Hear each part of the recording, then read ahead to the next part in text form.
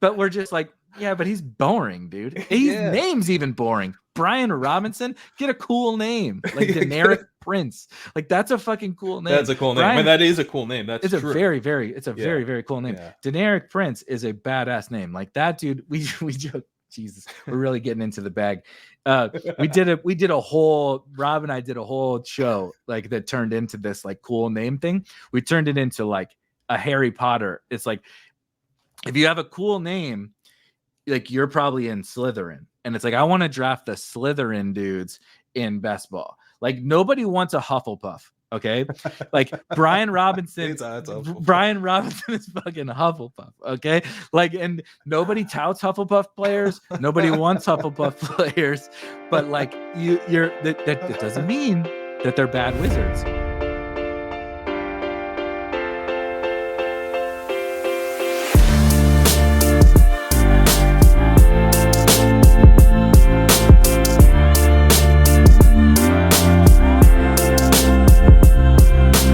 All right, special episode today, this week of Legendary Sickos. The season is about to be here. Preseason, as we're recording this, is kicking off pretty shortly, actually, in a couple of hours.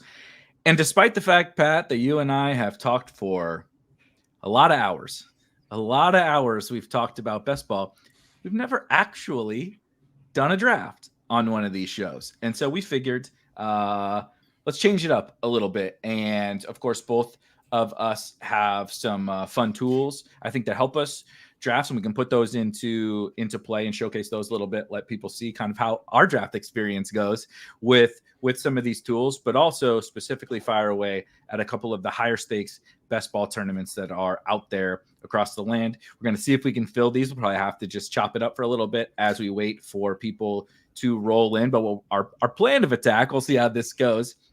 Our plan of attack is to try to draft both a DraftKings 555 draft tonight and a big dog on underdog. Those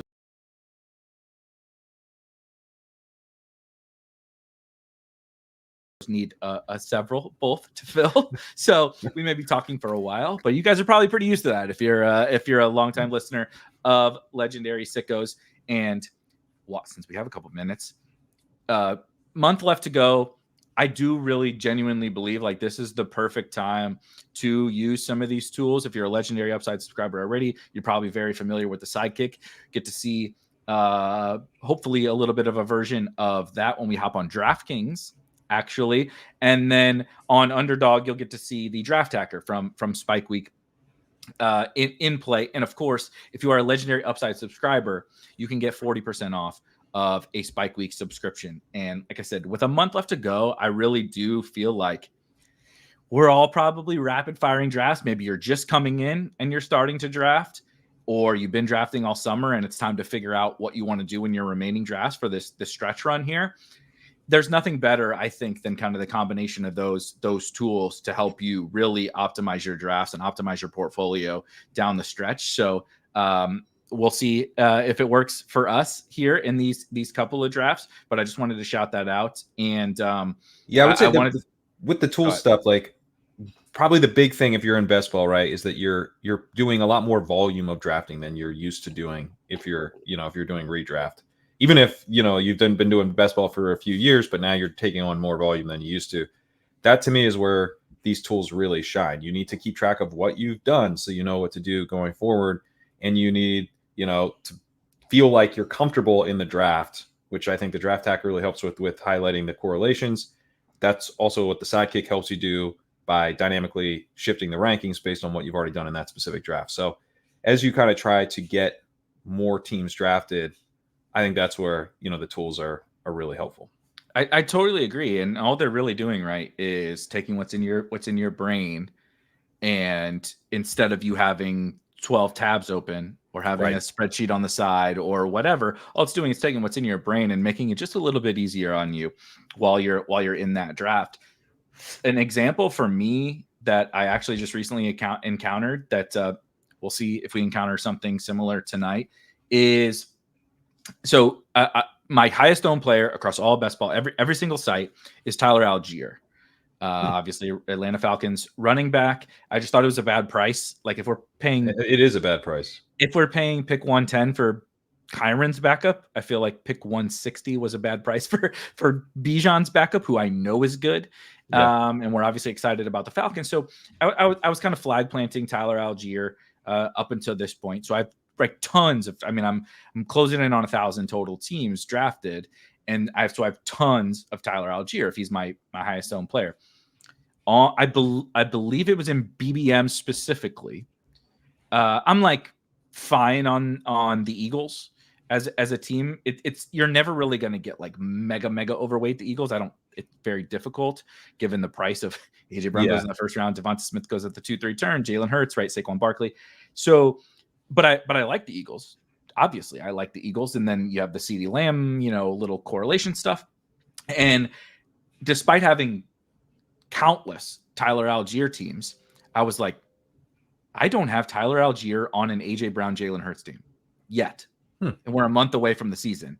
And it was just like, those little things without having some of these tools are just like impossible for you to see. And like with the sidekick also, it's also impossible for you to see sometimes when you're in the draft, when do I really want to take this like falling quarterback value? Right. Or this falling running back value. And so like when you combine all of those different things, you can really put together just a super powerful portfolio that look, we do this like professionally basically. And my brain can't comprehend that, clearly, because I've drafted 1,000 teams and I didn't have any of that particular combination. Just off the top of your head, which one of those is your favorite? Which, because people ask me like, oh, do you have like any teams you're like really excited about? I was like, man, I'm drafting and I'm moving and then I'm drafting again. Like you're not, it's hard to like review these teams individually. You kind of got to move up a level and review them from a macro level. And it's helpful to have tools be able to, help you do that, which you guys do a great job of. You want to know what's crazy about that part too is, so I will definitely post, I fully admit to engagement farming, but I'll post, once a week or something like that. If you get it, a crazy start, like super unique start, somebody falls or whatever. I'm still trying to get one of those fun Puka starts, by the way. I'm 0 for a million in the last. I had a Garrett Wilson Puka start.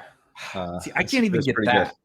Yeah. It's just like every time I'm like, this Puka falling thing, all I'm doing is taking Marvin Harrison and Puka, and it's like I was already doing that before, just in the different order. Like just give me one Justin Jefferson Puka team, and I can post it on Twitter and just be like, "Haha, you guys all suck at this," But but like all like that's a lot of the stuff specifically right now that like I'm really focused on is. I have a bunch of the Puka Marvin Harrison. I have Marvin Harrison and Drake London. I have Puka Nacua and Drake London. I have like all these different combinations. And to your point on like favorite teams, it's like there are certainly some teams where I'm like, dang it, this didn't go well. I don't really like this one. But then there's like everything else is just like shades of gray. It's like we don't know yet, basically. We have no idea. Like the teams that we all loved last year, you get to week 17 or whatever, and you're like, teams I love were absolutely terrible. My best team was an extreme zero running back team with several players I didn't even like. Like I had like 4% George Pickens on my best team, right? JSN. I liked him over the summer and he was terrible. So I was wrong. And he was on I think he was on both of our best team, at least in BBM. It's like, you can't really predict that. Every team has like a win condition or a story that needs to play out for it to be really good. And so I do think like I've sort of, we're just right. I think that's good point. That's really, to me, where like, are you building good teams? It's really more about, did you create a win condition where this team is awesome? And but I think there's some win conditions that don't feel comfortable and people shy away from those win conditions. And, you'll hear about it if you post the teams like that's not going to happen. Like, I know, probably not. You're right. But if it does, if it does happen, oh man, this team's going to be good. Yeah. Those are my favorite teams. I like if people would say, what's your favorite team? It's probably the team that if you post it to Twitter, everybody hates, because so long as you fulfilled what you just said, so long as I created this story, I created this win condition that is something happens in this season and this team is a monster, right? I now have whatever. I have 6 superstar running backs, and I have the quarterback 1 and the breakout wide receiver and all that different stuff. So long as I have like that story, like I don't care like how uncomfortable that it is. My favorite story so far from this year is I did get a crazy Jalen Hurts faller on Underdog, and so I got the typical CD Devonta, whatever neighbors or whatever start it was on Underdog, but I happened to get I was actually in one of our wide receiver heavy rooms, and so I was just staying out ahead of this wide receiver chaos. And so Jalen Hurts falls all the way back to me in the 5th round, in like the middle, whatever. Wow. So you passed someone in the 4th with Devonta then. Yeah, exactly. And so it was like, wow. Like let's push it because I'm in this wide receiver frenzy. The avalanche. And like, let's put the pressure to everybody else. If I don't get Jalen Hurts, I got Dak in my back pocket, or I think I got Terry McLaurin on the team. I got Jaden Daniels in my back pocket. And so I do this, and then like I forget what I even did on the team, but people were just like, I can't believe you ruined that start or whatever. And no, dude, like, I'm telling you, you have to take a screenshot at that point, because there is no team you can do with that start afterwards where people are like, oh man, like nothing's as good as that, no matter what you do. So you have to just capture it and share it and be like, nice little start, huh? Oh, I've stopped. I did post one recently that was a super sick, like unique start or whatever on DraftKings, I think, which is also really really engagement farming when you're posting DraftKings. Because like I'm not sure anything is that unique on DraftKings. Like there were people in the Discord posting 4th round Malik Neighbors for a little stretch, and I was just like, God, this is ridiculous. So anyway, did that. I've learned my lesson to like when you draft Daniel Jones, nobody is going to like it on that team. So don't post the full team. Just like 6 picks. Even Joe Shane would be like, Brian Dayball's like, I don't know, really? Man. Are you sure? Are you sure? Was Fields available? Yeah, exactly. Brian Dayball's like, you should take Justin Fields probably. As these are filling, I don't know what the 555 is sitting at. We haven't budged on the. We got up to 8, okay, and then we went down to 6, and now we're back up to 7. So I don't know. Okay. I don't know what happened there. We'll see how this goes. Who knows? Maybe we're going to turn this into just a 2-hour podcast with no draft. We thought. I mean, it could go one of 2 ways. This is just a regular old legendary sickos, or we do $1,000 worth of drafts in total chaos. Because it's not that one of these is going to fill. They're both going to fill at the exact same time, or none of them are filling. That's the way this is going to go. We're literally going to bullshit for 2 hours, or they're probably going to fill at the same time, and we're screwed. But I do want to talk a little bit about like just general strategy around some of the higher stake stuff. I don't want to lead the witness, but I do feel like from a contest specific, like a tournament specific perspective, there isn't all that much that changes really for me in a lot of these higher stakes tournaments. I actually tend to push things maybe a little more extreme in some of them, not because I think it's even necessarily better for the tournament, but smaller field final, all that kind of stuff, like with the 555 and it really revolves around the opponents. And the higher you go up in stakes, I think there's a small myth that like it's for sure getting sharper, like that your competition is getting tougher. And I think the toughest competition in all of best ball is probably like May BBM drafts. May Puppy, I think. Yeah. I think the Puppy's the hardest tournament in this space. It's absolutely impossible. I do it because it's fun and it's $5, and so you can fire a bunch for cheap. But I think that the competition in those is actually it's reps, not stakes. Yes.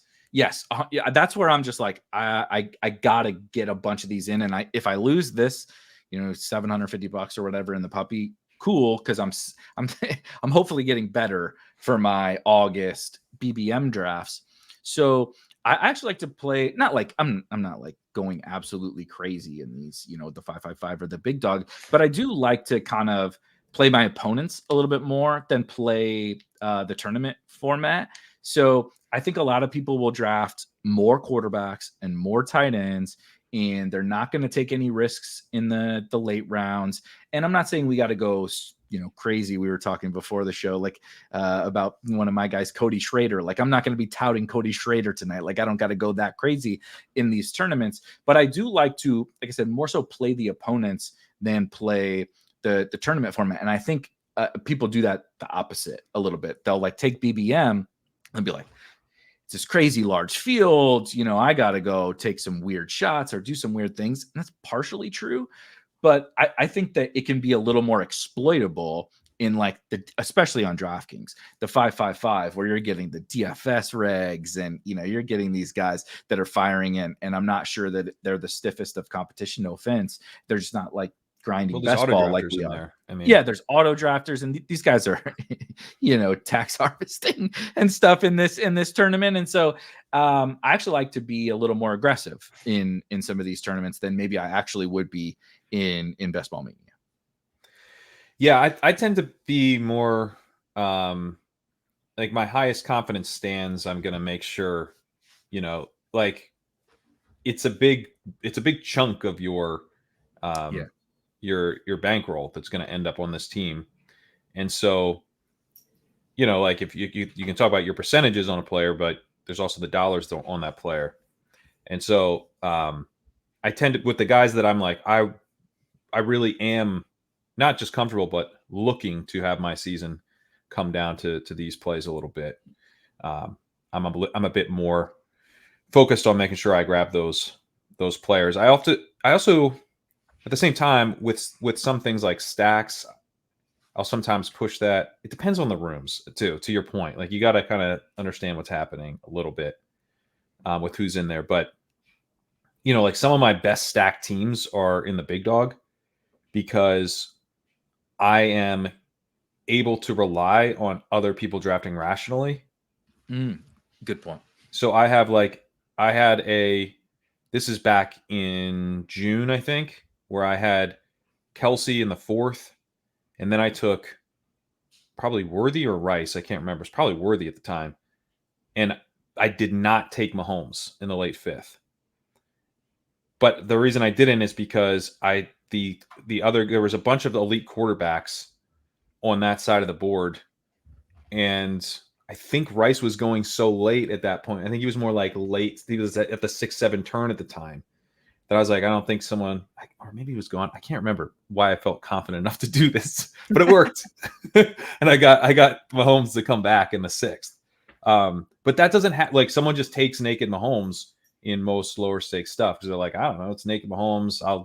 I'm also like kind of punting this $5 off, so maybe naked Mahomes is what you need, and in a higher stakes draft, people aren't like. I think for good reason, they're like, I don't want to like make this a naked Mahomes team for $500. That's no fun. It's just much more likely to come back to you. So, I'll sometimes, depending on my assessment of the board, but to your point, I think you want to do those kinds of assessments of the board, and the assessments of the room, which is why, firing up 2 drafts at the same time is probably not best strategy. Have we ever done anything that was the best strategy? We talked for about 7 hours about the prospect class earlier this summer. So, what most people think is normal is not generally what we do on this show. What do you think about any structural concepts? Do you have anything at all that you would think differently from a roster construction, how you structure your team perspective or structure strategies, right? Zero running back versus anchor running back versus whatever. Do you have any differences as we move up? So I don't even mean just like as we move up in price point. If BBM was as big as BBM was, but it was $500 to get into, that's just a price difference. It doesn't actually change the format of the tournament. Right. Part of the point of the price point being different is, it's easier to advance in the playoff rounds and there's a smaller field final. So does anything structurally change for you? Yeah. I mean, I think week 17 correlation is just like objectively less important. When you look at the big dog, the I think the finals 10 people. Like, you're not going to have to hit this. Yeah, finals 10 people. So it's 2 out of 12, 1 out of 6, 1 out of 6, 1 out of 10. So, it's difficult to advance still, but, and it's more difficult to advance in the playoffs than it will be in the regular season, even though it's 1 out of 6 versus 2 out of 12. It's the same thing, but those teams are going to be really good. Yep. Those teams are going to be league-winning teams. So you're still going to need high scores to get through, but it doesn't need to be, it's not going to be as hard. And then when you get to the final, you don't need to hit the absolute nuts. And if you, fall a little short of that, second place is $100,000, third place is $80,000. So it's like you could, kind of do like 90th percentile outcome in the big dog final is a much more comfortable to shoot for that. So going with the game stacks, where you're stacking on both sides of the game, that actually creates a little bit of downside if that game doesn't go off. I think still stacking your teams makes a ton of sense. You still want to be able to, with one thing that you're right about, adding a lot of roster spots, a lot of points to the roster. I think quarterback, running back stacks are interesting. I do take a little bit more of the elite quarterbacks, especially like on DraftKings. I'm like, how it can go on there. Like, people do some weird stuff. You don't want to get locked out. So I'll kind of break ties more to getting quarterback taken care of. But I think in general, elite quarterback's a little bit more interesting to me in this type of format. I think elite tight end is a little less important. I still think it's important. It still can be very helpful. You get like a tight end spike week in week 15. It's still really going to help you be that one team out of 6. And it is a difficult thing to achieve. And you might end up in a pod with someone else scoring a ton of points. Like, you might end up needing kind of a high score. Yeah. So getting that elite tight end week would be pretty big. But elite tight end is not an advance rate strategy. It isn't really like hurt your advance rate, but it doesn't really improve it. It's more of a playoff strategy. So if advance rate is more important, which, it is, because the playoffs are like easier to get through. So then advancing to them is more important than the strategy that only helps you in the playoffs to be slightly less important. So, as far as the early rounds go, kind of normally I'm more elite tight end over elite quarterback, and that shifts a little bit. That's a really good call. Both those things, like you mentioned with the week 17, like correlate, like from a bring back perspective. I do think it gets lost a little bit. And we've talked about this, and plenty of other people have too, but just in general, why does anyone ever give a shit about, pairing CeeDee Lamb and Devonta Smith on the same team when it comes to week 17 and something like Best Ball Mania? Is because we're shooting for this, like we need to beat 500 people. And so when you think about how you need to beat 500 people, you need a crazy outlier outcome. You need something happens. Last year, the stupid ass Lions linebacker doesn't tackle Dak Prescott or whatever on that. He blitzes, he comes free, and he just like puts his hands up and lets Dak. It's like fucking practice. He like, did Dak have a red jersey on or something? And he just and then CeeDee breaks loose, right, for a 90-yard touchdown. Yeah. And it's like in the second quarter, and it's like, okay, so CeeDee is like, you want him already. You already had to have him to get there, and then that's what's so interesting about these finals is CeeDee becomes he's very binary. He's either going to be absolutely necessary or a huge, like, you wish more than anything that you somehow squeaked in without him, because he becomes this huge leverage point. And then he just was necessary. He just had to have him.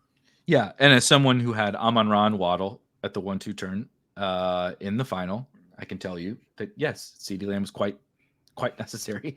Finishing 12th with 11 CeeDee Lamb teams in front of you. I can tell you that he was extremely necessary. And sorry for the pain there.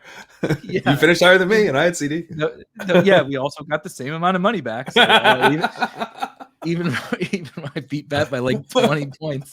I'm like just fucking the sun run of Pat Kerrane continuing for a couple of years.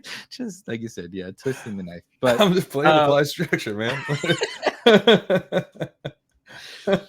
but it is really true. So then when you think about in a huge final where there's, and again, like you said, it's really hard to get there without like some of these guys. Like we talk about guys you need in week 17, but they're also, it was kind of not this much because obviously I didn't have either of them, but like I sun ran to get to the final of Best Ball Mania without either Christian McCaffrey or CeeDee Lamb. That was like really, really rare. You basically needed Christian McCaffrey, so you needed to draft in the top 3, or you needed to pick at the 1-2 turn with CeeDee Lamb. If you like, Justin Jefferson was awesome when he played, but he missed a lot of games. Tyreek Hill was awesome for like 13 weeks, and then he wasn't, and then the Dolphins, it got cold outside, and so the Dolphins were not so good, and Jamar Chase wasn't very good, et cetera, right? It was really binary between the first round.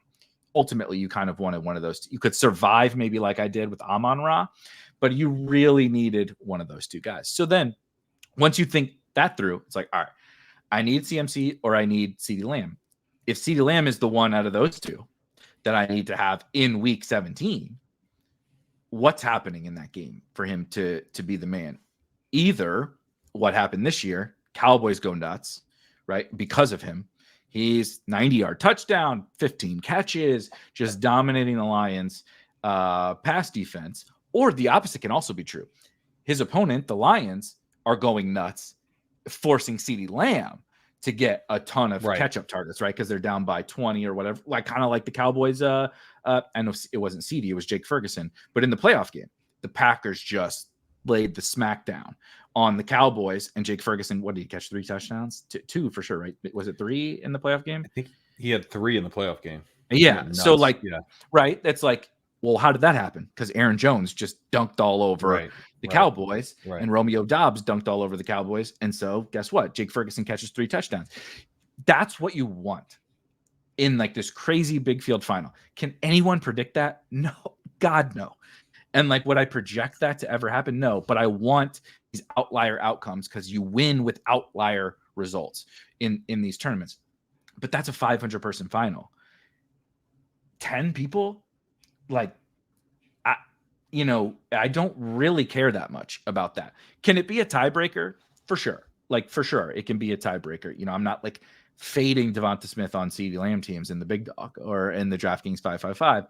But like there's 10 people in the big dog final. There's, I think, 30 something in the 555 final. It's like that's the Thunderdome or whatever size on a Sunday. You don't need the nuts. You just need to have good enough and beat your opponents. And so I agree with you. I don't force a lot of the week 17 stuff, but I also don't force like players.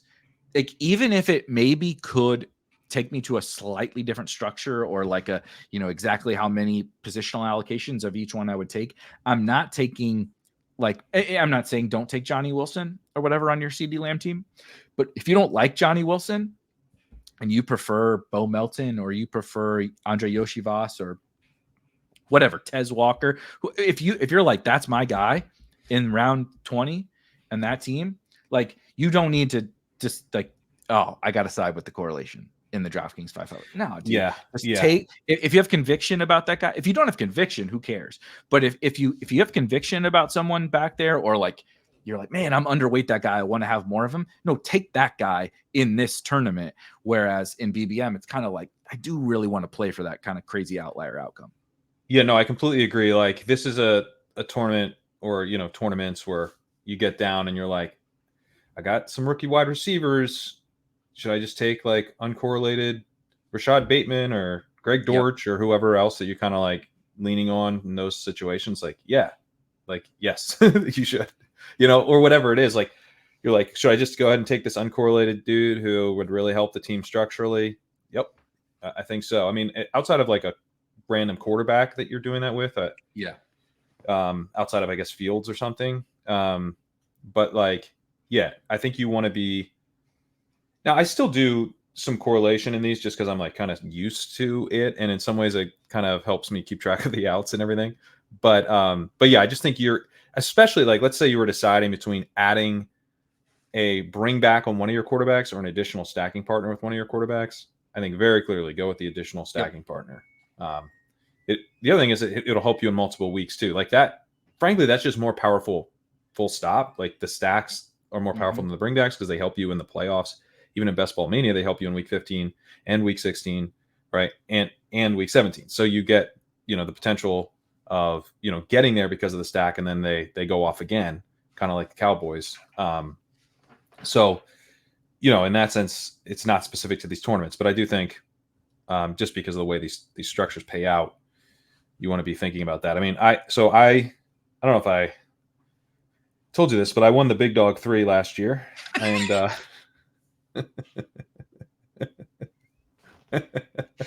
Big Dog 3. Big Dog 3 champ.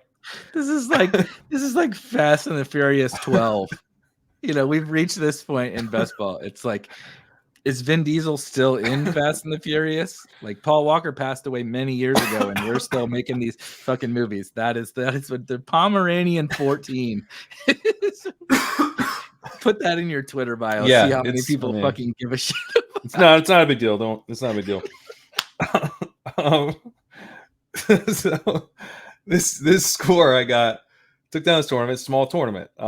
It was, let's see, the final was 9 people. I think I'm not scoffing at it. It's just funny. The total entrants were 432. So it was truly like a small field tournament.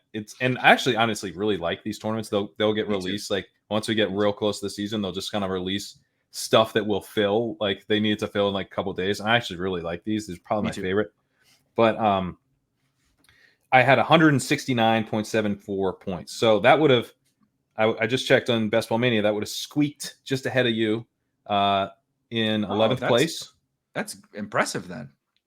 But we would have gotten paid the same because I got 11th place. So 15 grand or whatever. Yeah, big score, but not big enough to have made noise in BBM.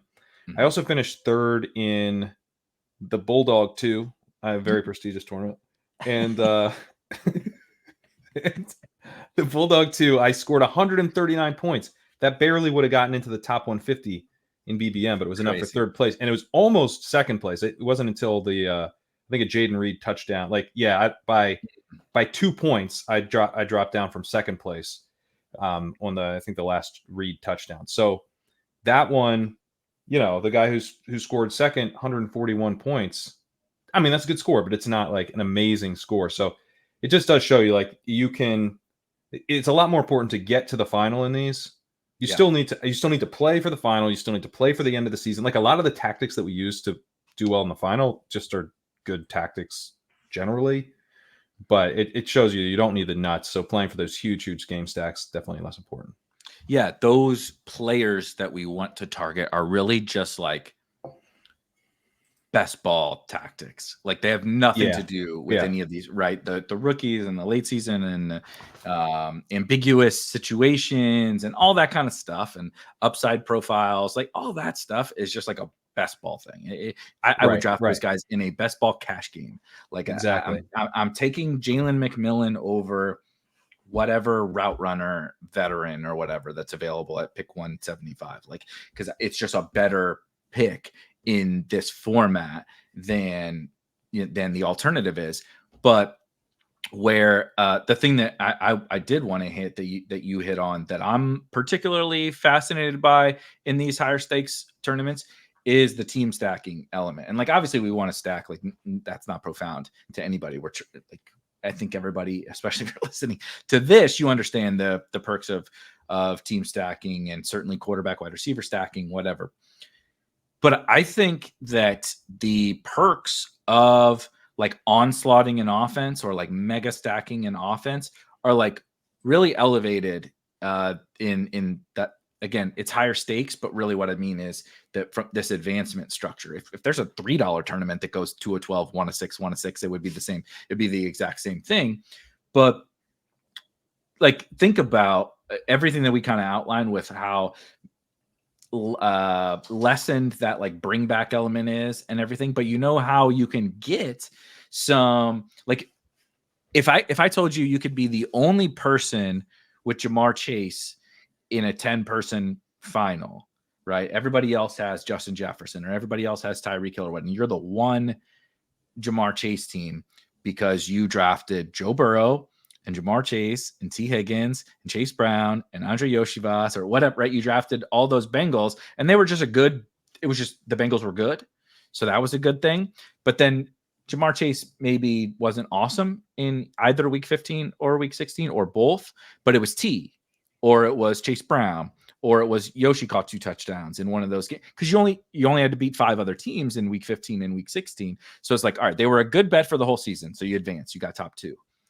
And then week 15 and 16, it's like, I definitely don't need the nuts in these weeks. I just need my like something about this offense to be good in those weeks. This did happen.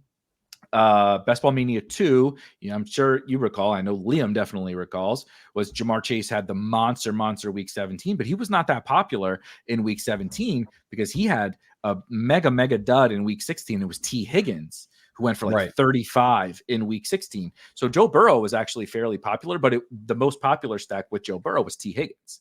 And so, because that's just right, that's how when the results roll in that way. Amari Cooper wasn't a good pick last year, but he was the chalkiest guy in the final, because when you go nuts in week 16, that's what happens.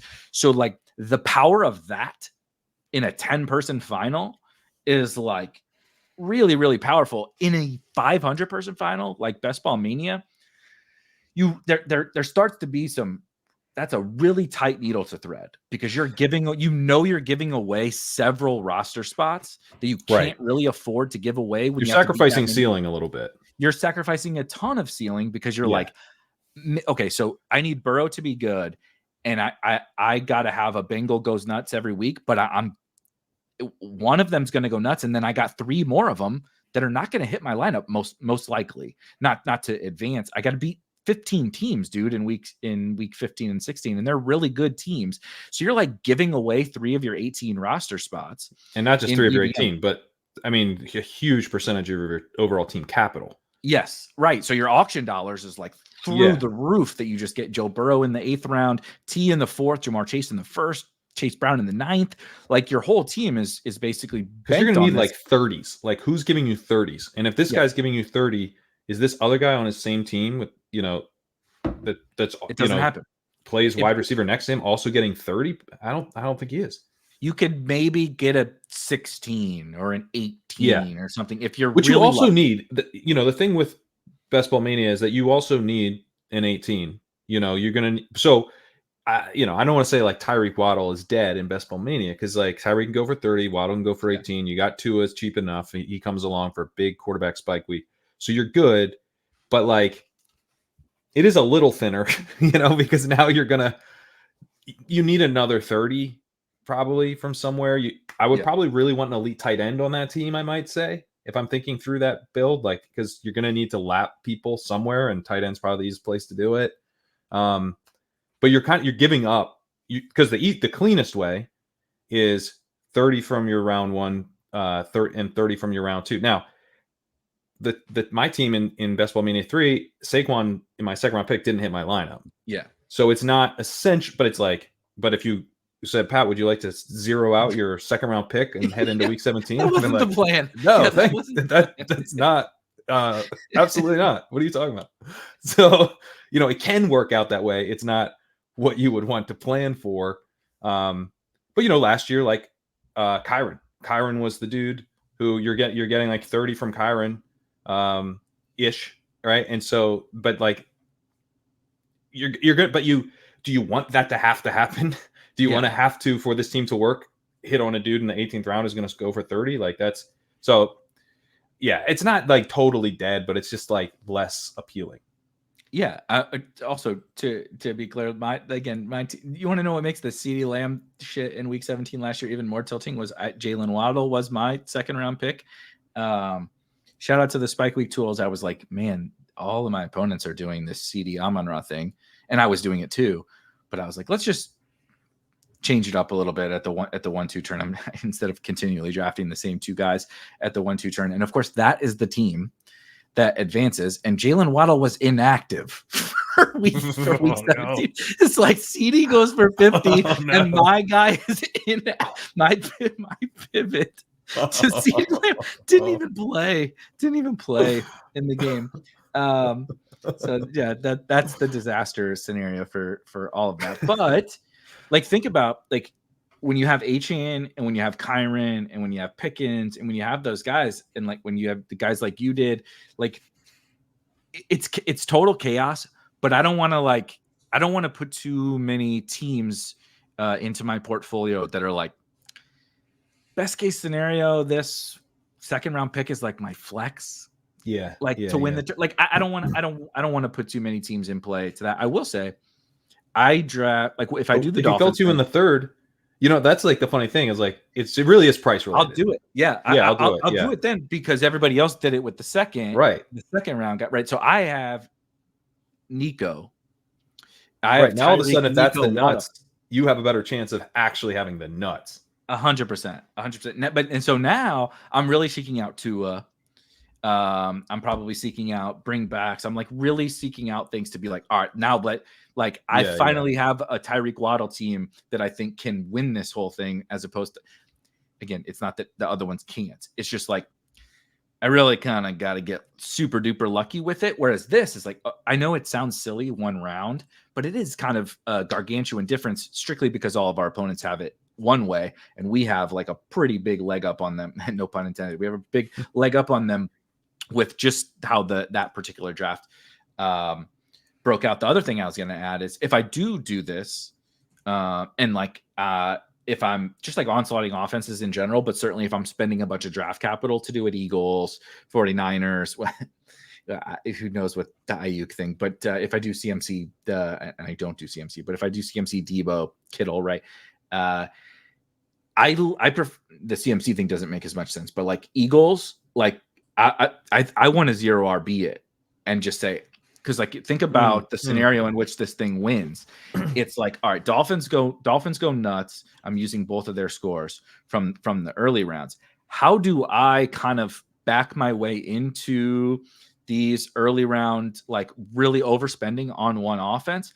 I had Kyron, or I had Achane, or I had that late round guy who was a top 5 running back for that week, or the number 1 running back. I had Rashad Penny from several years ago or whatever. Like I don't want to then take away kind of my wide receiver. I want to dominate every single position and then just kind of pray to the variance gods at the running back position and say, Dolphins smash, give me the elite tight end, give me a bunch of awesome wide receivers. I'm going to dominate you at those, what's that, 5 positions wider, so Tua's the nuts, 3 wide receivers, flex, tight end, and then just say, you guys took that Saquon, you guys took Achane, you guys took Pacheco, and I'm going to beat you with Algier or Ty Chandler or whatever. That guy's the nuts in week 17. I like to kind of take it that one more step, especially in these tournaments. I like that. And I think, I wrote an article last year called Drafting Like You Have a Time Machine, where it's like, you got to go into the future and see this team, right? And imagine like, now, what are you like looking for to add to this team? So like, that you found this awesome running back hit. If you knew that for sure, like you just watched it happen, the Thursday night game or whatever played out, and this this is FFPC week 1 is what you're outlining. No, I mean like what the first games of week 17 are kicking off, and you actually are seeing banked. This running back not only was great all season, but is just put in the performance you need to actually take down a tournament. Wouldn't you be like, yeah, the Dolphins going off this week would be nice. Like that's another bet I'd be comfortable adding to this. So I like how it does sort of fit very naturally, where like you're betting on this. I'm going to put a lot of firepower into this part of the draft where we've gotten big hits at running back, and that's going to work. I'm going to find somebody that's going to be amazing for the price, and the team is now built around them, and a highly correlated, even if it's expensive, bet around that pick makes more sense. Where we know that, like, if you were saying, Jacoby Myers is gonna carry this team. Like, it's like, what? He is? How? Like, it's not the type of that's going to yield, this massive win. It's more like Jacoby Myers would help you fill in wide receiver points, and your massive wins are going to be the early round running back. So like, yes, each construction has sort of these outcomes that it's essentially betting on, and so I like that pairing a lot with your running back and more expensive correlation. And onslaughting, right? I think I did this. This isn't as expensive, but it's still like not super cheap. But I did this with the Packers in the last 555 that I did. It was, and I've started to sprinkle a little bit more of this guy, but I really don't love Romeo Doubs. The price is kind of awkward. Yeah, it's awkward. And every time I'm like, yeah, no, you know what? I'm in. It's like, great. He's 5 picks more expensive. I'm like, I can't. I know, because he keeps playing all the goddamn snaps in camp, and I'm just like, I would like to like not have zero of Here's him. an idea. How about Doubs or Wicks drops in price? One of the two. You guys pick. I don't care. Yeah. When are we going to get the Wicks drop? If Doubs is going up, can someone let me? Don't worry. Christian Watson also hasn't risen a round and a half. That's not almost happening. Broke his leg in practice the other day. I'm like, anybody who has a cold or a boo-boo in camp falls like 2 rounds. And Christian Watson actually did fall. He missed 1 day of practice, and he is falling. If we get this DraftKings to fill, that we might be talking about Jaden Reed, because he is we got up to 11 at 12 there for a minute, and then we're back down to 10. Damn it. Where are we on the big dog? We still need 7. We've advanced 45 minutes, and 2 people have joined the big dog. So we got a shot at the 555 here, hopefully sometime soon. But hopefully we're getting close. One of our guys, M Sauce, in the Discord. Is it M Sauce or MSOS? I always say MSOS, but M Sauce. I don't know. You got to correct us after you listen to this, because I have no idea. M Sauce sounds badass, so that's what MSOS. I hadn't actually thought about it that way, but he's trying to max the 555, and so when we put out the bat signal, he'll hop in there right away. But he's on vacation this weekend, so we can't get one of our regs in here to come fill it, but. Hopefully, sometime here in the next little bit, we'll get this baby filled. You guys are probably pretty used to us rambling for quite a bit, but no, the Packers are kind of one of the more polarizing offenses, I actually think, and they're a good example of like a one of these. Hey, if you're out on the Packers, draft more best ball teams. Seriously, like the price. I think everybody's in on the Packers. But what's nice about the Packers is I don't like Josh Jacobs, so it makes it a little more simple for me to kind of construct like a big Packer stack, or really any Packer stack. Jaden Reed's my favorite, and he's the most expensive wide receiver. But I'm cool with Christian Watson. I'm like lukewarm on Doubs. I like Wicks, but like.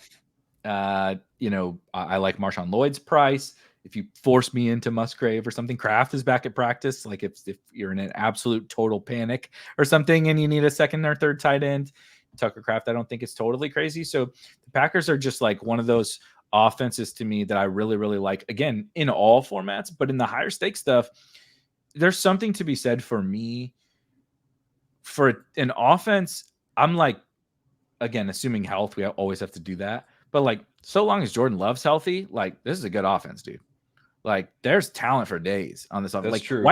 Dude, they could lose 2 wide receivers in the offense and still be good. Name another offense where 2 of their starting wide receivers could get hurt, and you would be like, yeah, they're fine.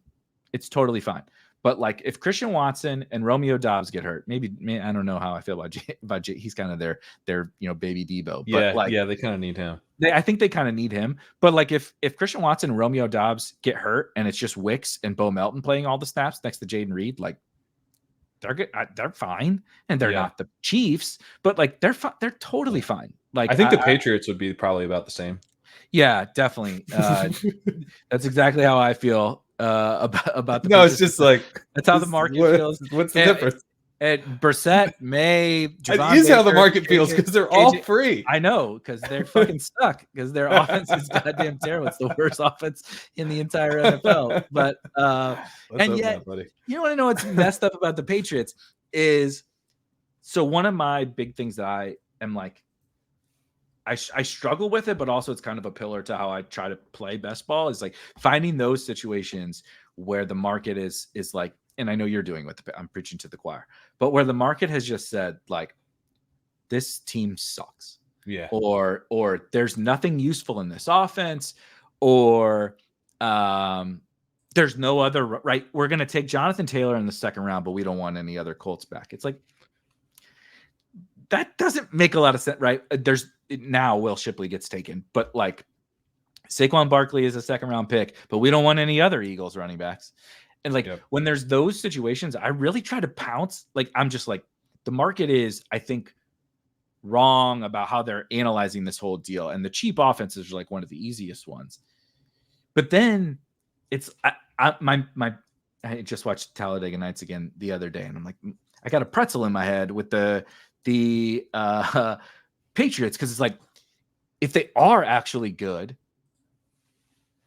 is Jacoby Brissett helping? Like, are they 5-3 and Jacoby Brissett is helping drive them to be 5-3 and like they're better than we think? Or are they terrible and they turn the keys over to Drake May and then they're just a little better because I like Drake May? You know what I mean? It's bizarre because I like betting on the market being wrong about this offense. But then like, if the market's wrong about the Patriots, how does it like actually play out? You know what I mean? Yeah, but I mean, for me, I mean, you know how I feel about how the markets are, but I would say the first way to think through it is, how is the market wrong about this team at the end of the season?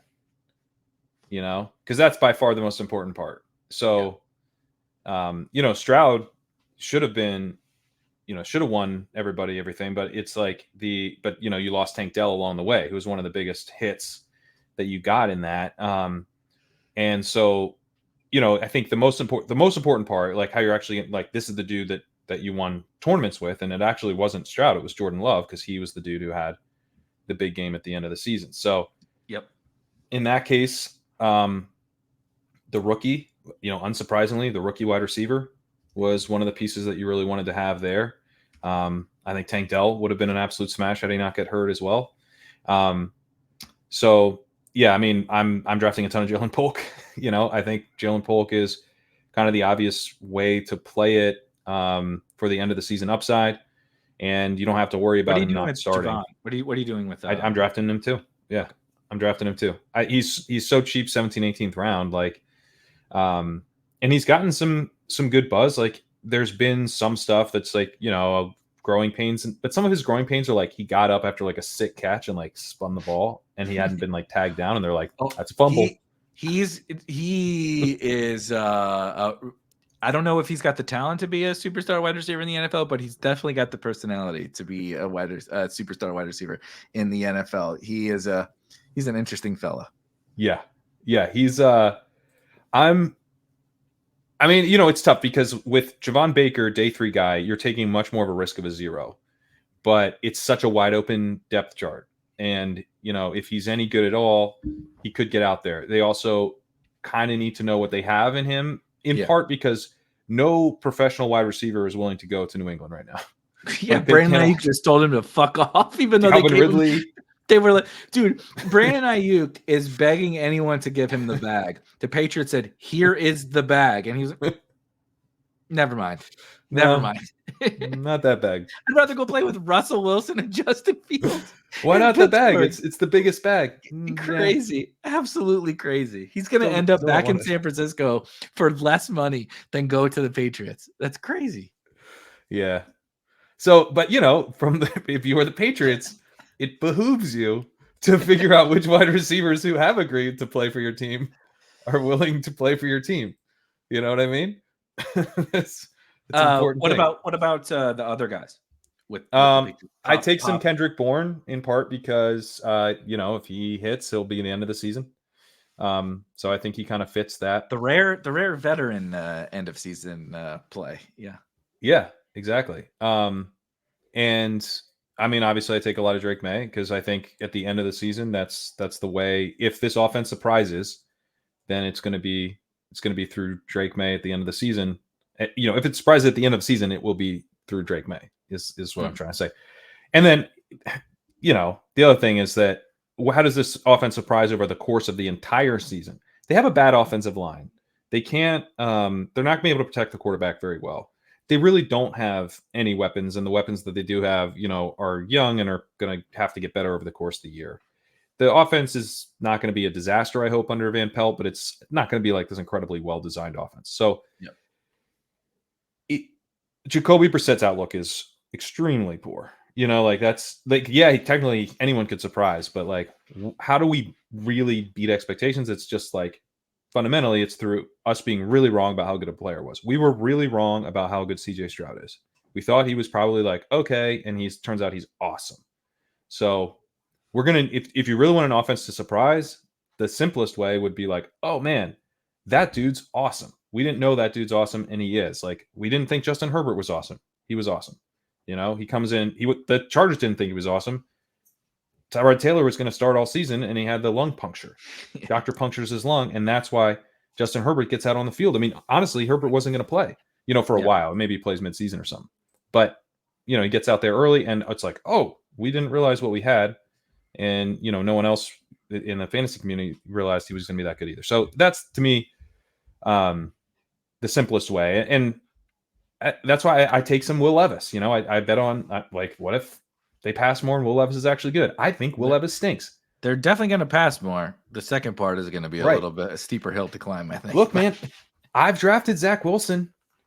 I have. There's graveyard here of Zach Wilson best ball team. Not a ton, but I have Zach Wilson best ball non-zero. Teams. Correct. Yeah. Mac Jones, Zach Wilson, Trey Lance, Desmond Ritter, go down the list, right? These guys fucking suck at actual football. Yeah. But you got to DFS tournaments have been won with these guys. Last year, there was a 1 week, it's only one, but had this happened in week 17, imagine what we'd be talking about with best ball. There was 1 week last year that if you didn't have the Desmond Ritter, Drake London stack in DFS, it was over. You probably weren't cashing because they were also kind of popular, but they were the stone. Desmond Ritter went for 30 something, and Drake London went for 30 something.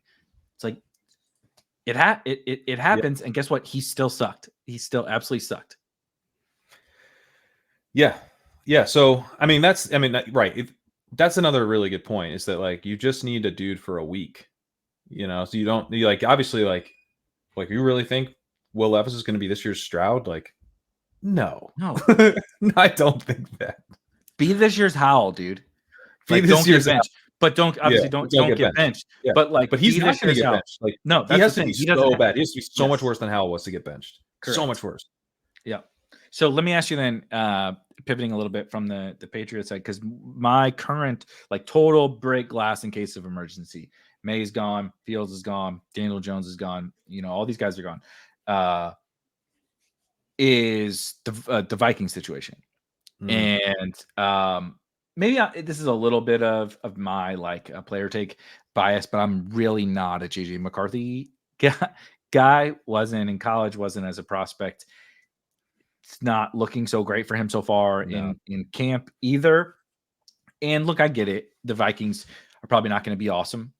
They may lose some games early in the year, but again, it's another situation where teams surprise. And honestly, if there's anybody that I would maybe play some chips on surprising, it's Kevin O'Connell and the Minnesota Vikings. Yeah. And even if they don't surprise in the win-loss column, I feel overwhelmingly confident that they're going to certainly produce fantasy points. I mean, I have no. And O'Connell's well liked.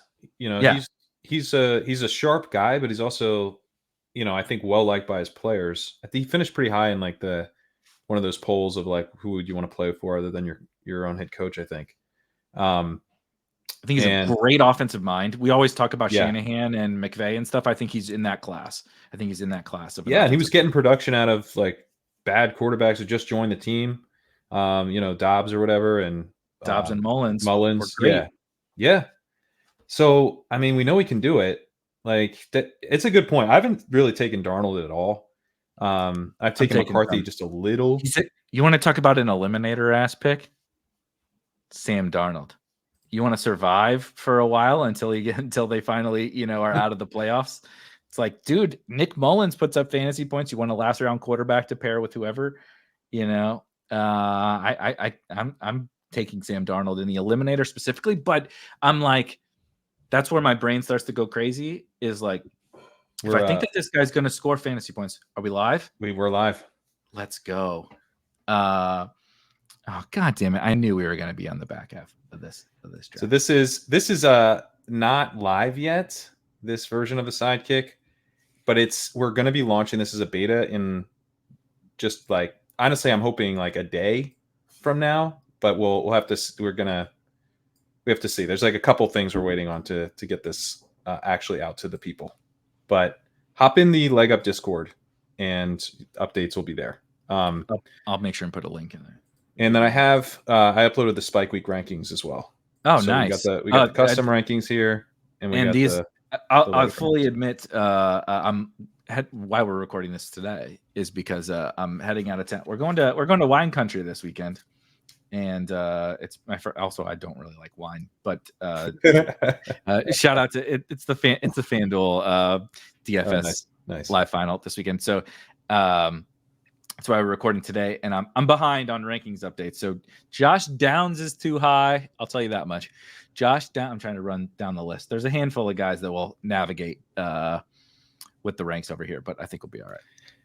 Yep, and you can toggle back and forth, so we can kind of see where the differences are, or just ADP you can do. It's all the same in the beginning. So we're picking out of the 110. I knew this was going to happen, Pat, because I did a bunch of DraftKings drafts today, and this last week, and I'm running hotter than the sun on like top 5 picks. It was like every draft I entered 102, 103, 103, 103, 105, 101, 101. And I'm like, at a certain point, I was like, do I need to like stop taking CD? I'm gonna have 25% CD land on DraftKings if I don't stop taking them. But the back half, especially with Puka banged up and falling, what have you been doing? I've been taking Wilson more at 110 just because that gives you the chance to take Puka if he comes back around. And so I'm just basically taking Wilson or AJ Brown and then praying Puka comes back. Yep, that works for me. Garrett Wilson, I like AJ Brown too, but I've been workshopping the Garrett Wilson as this year's CeeDee Lamb. Ooh, like back half of the first round. We know he's very good at football. Alan Lazard and Mike Williams and Malachi Corley are that feels very Brandon Cooksian level, Michael Gallup level target competition with a quarterback who will very happily just lock on to this guy. I don't think that they have the like shootout potential. I really, really, really like the Jets defense, but it's like if Rodgers is fine, Garrett Wilson, why can't Garrett Wilson have 175 targets or whatever this year? Yeah, Gretsch has him over Justin Jefferson, he said. So there's okay. Yeah. I'm gonna have to message, but I do like it. I would take Garrett Wilson. But as we take Garrett Wilson, I'm gonna message Gretsch about Garrett Wilson. I like Garrett Wilson, Ben, but over maybe the best skill player in the NFL feels a little rich.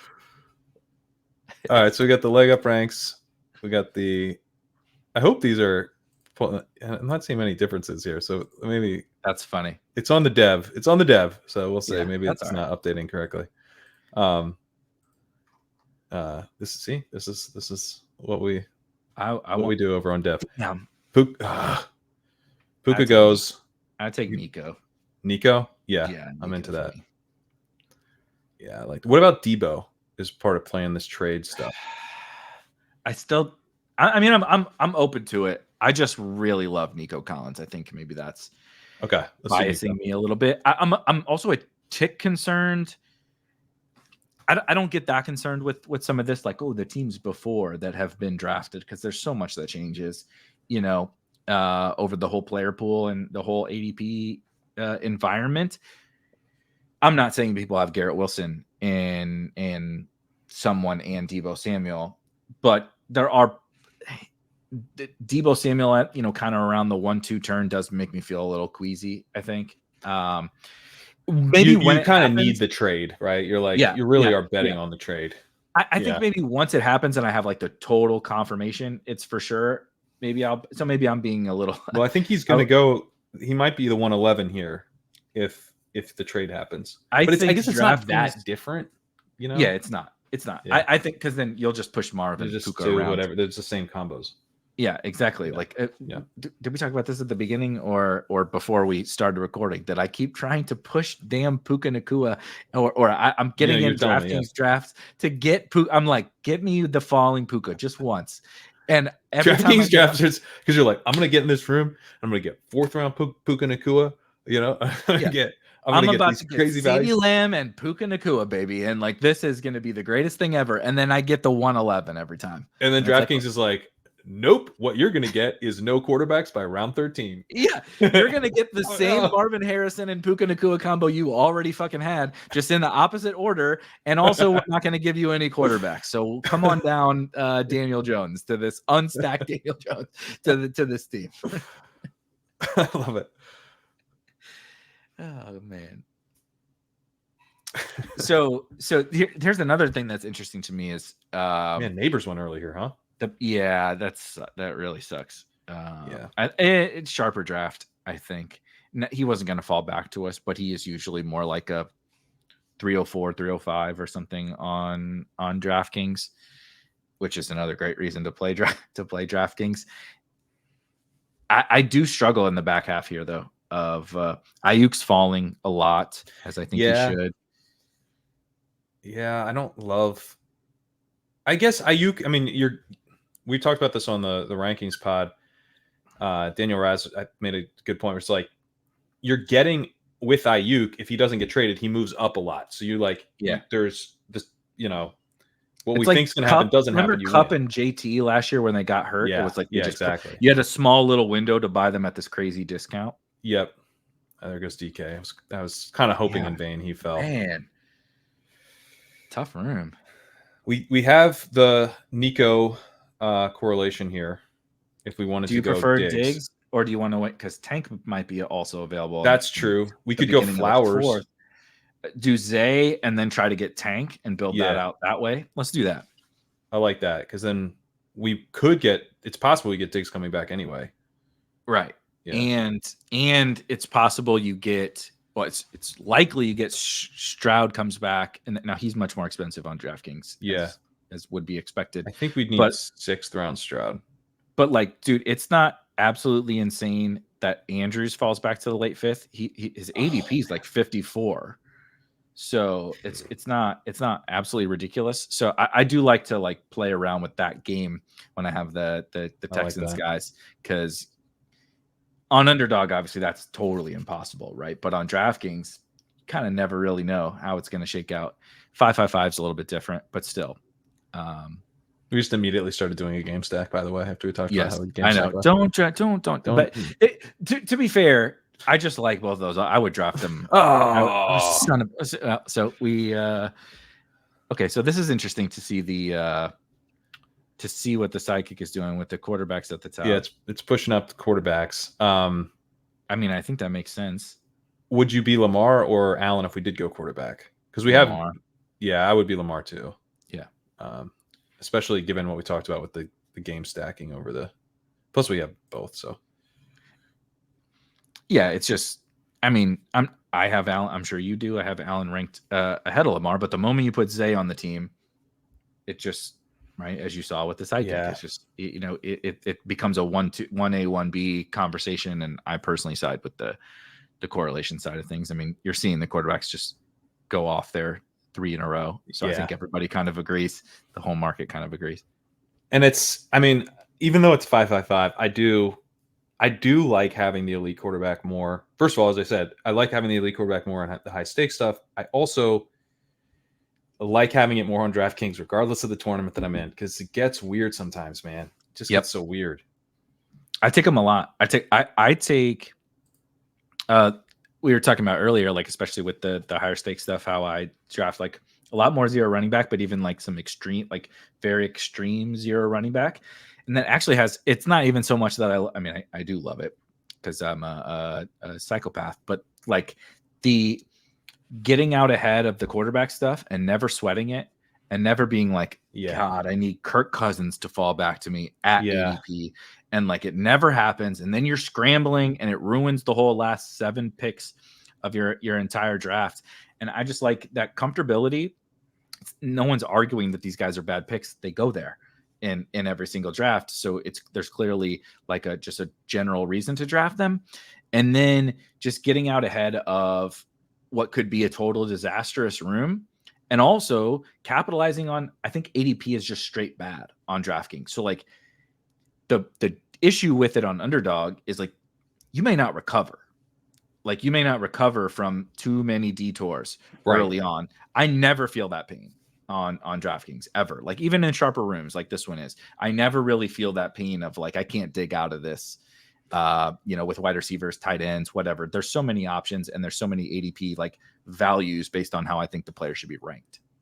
I feel that same way where you can be way more loose, but you can also like on Underdog, I rarely feel like, oh damn, like I'm about to dominate this room with my wide receivers. Like I almost never feel that way now. Right. You can feel that way on here, which is it feels good to get back to like, especially on PPR, where you're like, I'm gonna be able to, just absolutely dominate the flex and the wide receiver positions.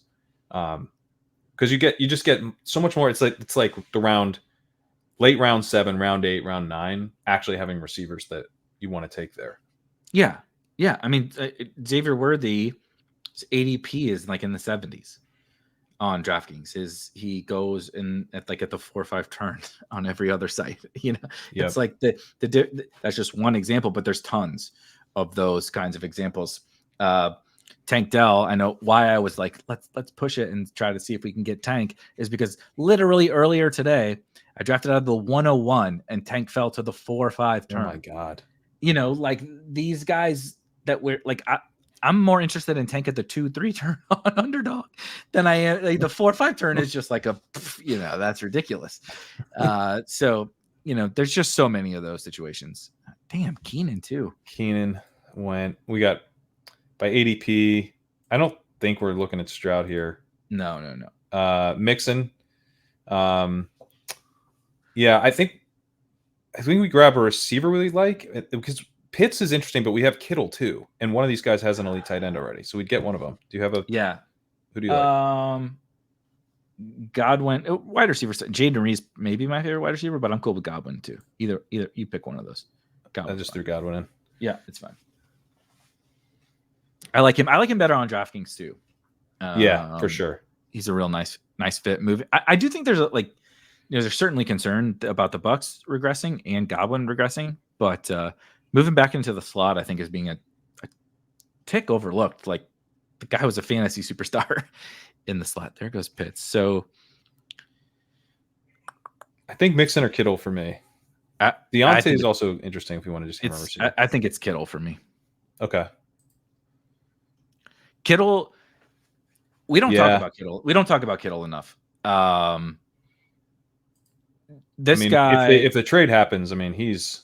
Yeah. So if we were thinking about pulling Debo up because of the trade, I think the biggest winner from a point per dollar perspective, like Debo might be the actual like raw points winner, right?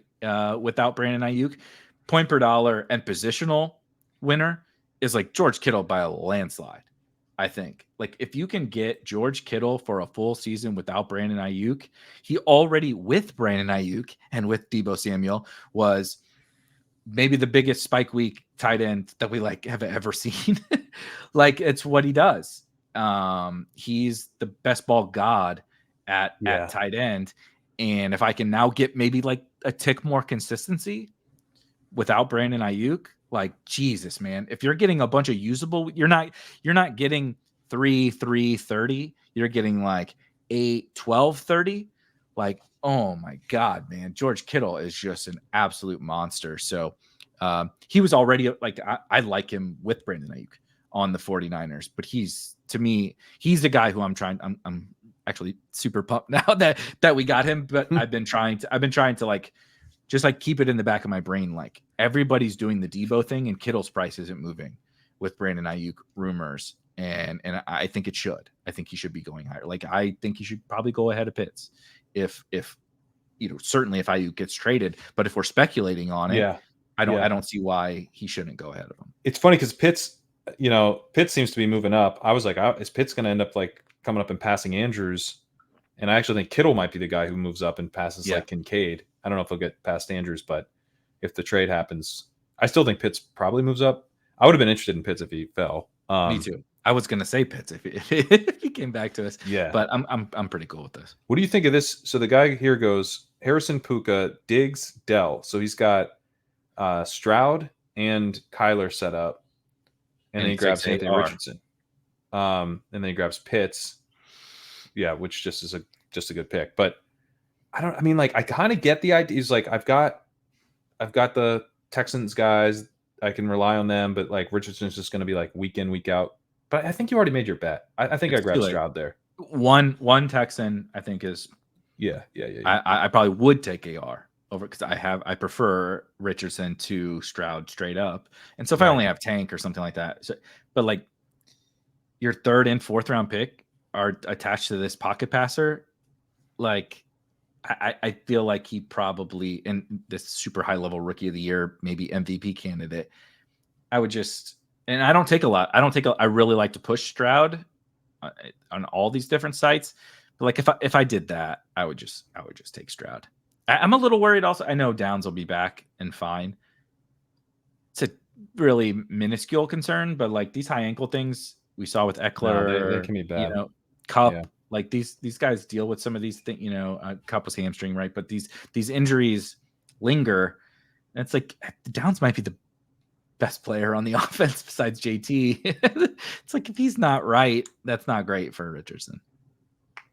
That's true. I mean, yeah, it's probably just me. I'm probably just gonna have to watch as Pittman is actually a good pick after all. Yeah, exactly. Yeah.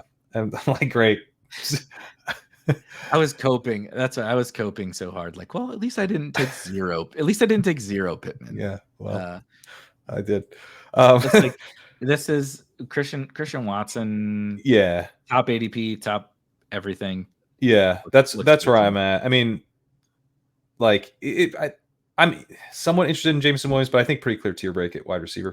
Although Brian Thomas, I mean, if this was underdog, I'd be totally comfortable taking him. So if we wanted to.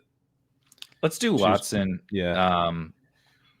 We only had a second there, so put it in. But I just feel like they're very similar, kind of actually, in terms of their like best ball profile, and there's just a little more certainty on Christian Watson, both offensively and who he is as a football player. Boy, we're in the running back zone. We are, man. This is where this is nice though about DraftKings. I was just gonna say Jalen Warren, dude. So who after Warren goes off, who is your favorite here? Probably Ramondre, or I would honestly take Najee too. I think Najee's totally fine. Let's do Najee. Najee. Yeah, Ramondre wasn't that efficient last year. It's concerning. And if we're sitting here talking about the Patriots are going to be 0-6 or whatever, well, generally that was just me being nice. Yeah, generally, look, and I draft Ramondre. I really like Ramondre, but if we're worried, aren't you worried about the Patriots not being good? Generally, the early down runner on the offense that's really, really bad, it's not the best bet we could ever make. Just really annoying, but because I was like, if Brian Thomas comes back, I was actually kind of interested, and then me too. He takes Thomas Warren. Not enjoying Shuba right now. Oh, it's Shuby. No wonder. Okay, he's in. I think he's in both of our Discords. He's good at this game. Although I'm gonna give him shit about the Richardson pick, but everything else looks. I mean, from an advance rate perspective, like Richardson is so comfy because he's just gonna like hit your lineup. Real steady producer. In theory, like we don't. Stroud can offset some of it though on DraftKings, right? With the bonuses, bonuses. Because how many times is Richardson going to throw for 300 yards? Not very often. True. Yeah. You might get the 100-yard rushing bonus occasionally. Yeah, for sure. But I like this is like if you made a a template of what most of my teams look like. This is probably 1-1-5-1. Yep. Okay. Through eight rounds, you have some form of that, right? Well, anywhere from really when we were considering Mixon, like kind of like once we hit like Joe Mixon, I'm like, I'm open to these running backs, right? On a zero running back team, and then it's like whichever guy comes first is really, really flexible. But I this is how I really like to structure these teams, is get that. I prefer Warren, just like you do, but whether it's Mixon, Warren, Aaron Jones, or Ramondre, Najee, whoever, I kind of like treat them as an anchor almost, even though it's a zero running back build. They're almost like an anchor, because it would have been like old school. We might have thought of them. Najee would be like a 5th round pick in a lot of other universes, you know? Yes. Ramondre was a 2-3 turn pick last year, and nothing has changed. Like basically nothing has changed, and you can draft him in the 8th round. we just learned that the Patriots really are bad on offense. Yeah. But then they drafted a quarterback. They changed their OC, changed their head coach, got a new quarterback, drafted 2 fun rookie wide receivers. Like Ramondre is probably a better pick now. Definitely a better pick at cost, but probably a higher upside pick now. Because outlook might be better. Yeah, exactly. Yeah. And we were taking him at the 2-3 turn last year. Yeah.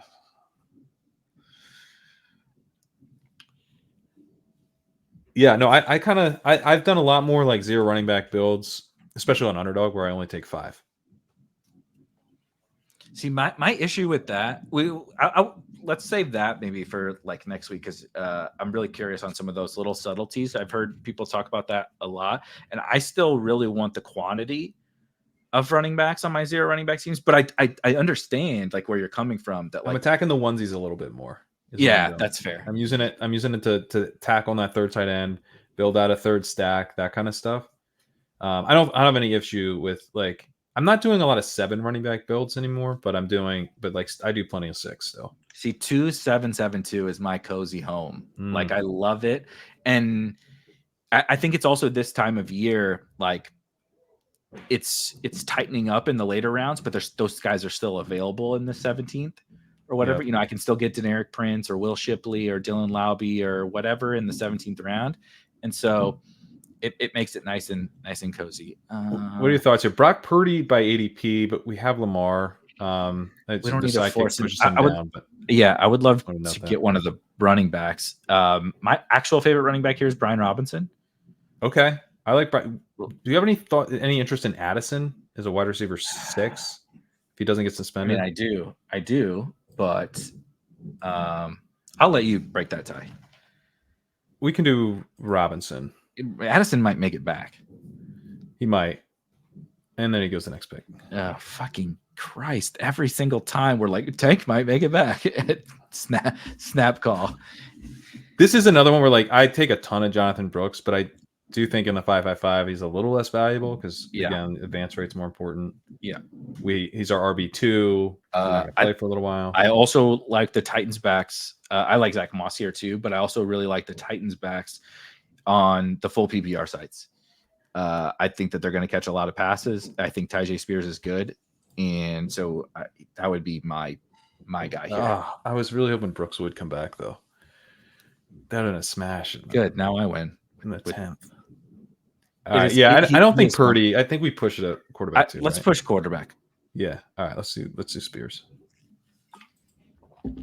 Okay. You talk about this team. I have to step away for 2 seconds.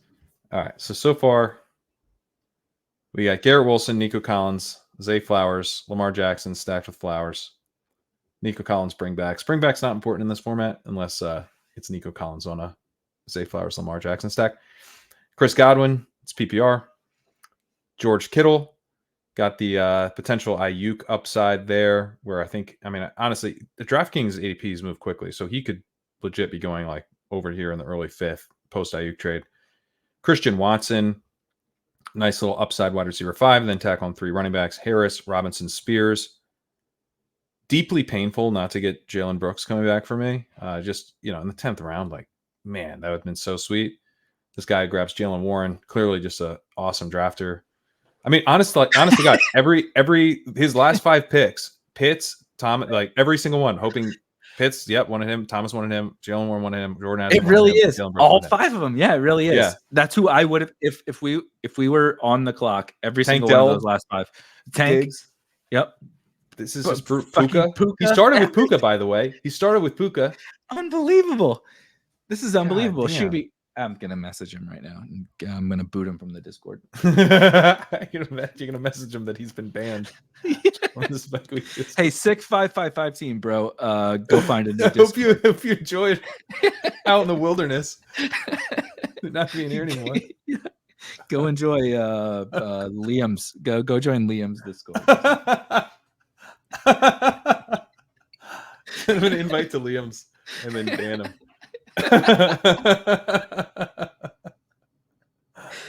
Oh man, that's funny. No, but I do think this is a good example of what you talked about earlier, where it was like, what's your favorite team? And it's like, well, my favorite team is the guy drafting next to us. Is this team right here? Yeah.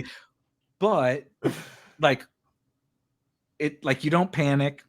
We didn't get every single one of the exact players that we wanted, but like this team is great. Like I'm totally down to go to war with this, this team. This team's fun. Here, this team is awesome.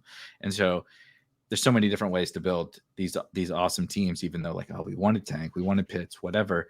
It's like, okay, so you have George Kittle versus Kyle Pitts. Like, who really cares? There's no difference. You have Najee versus Warren. I think we both care, but but Jonathan Brooks versus Tyjae Spears, especially in this tournament.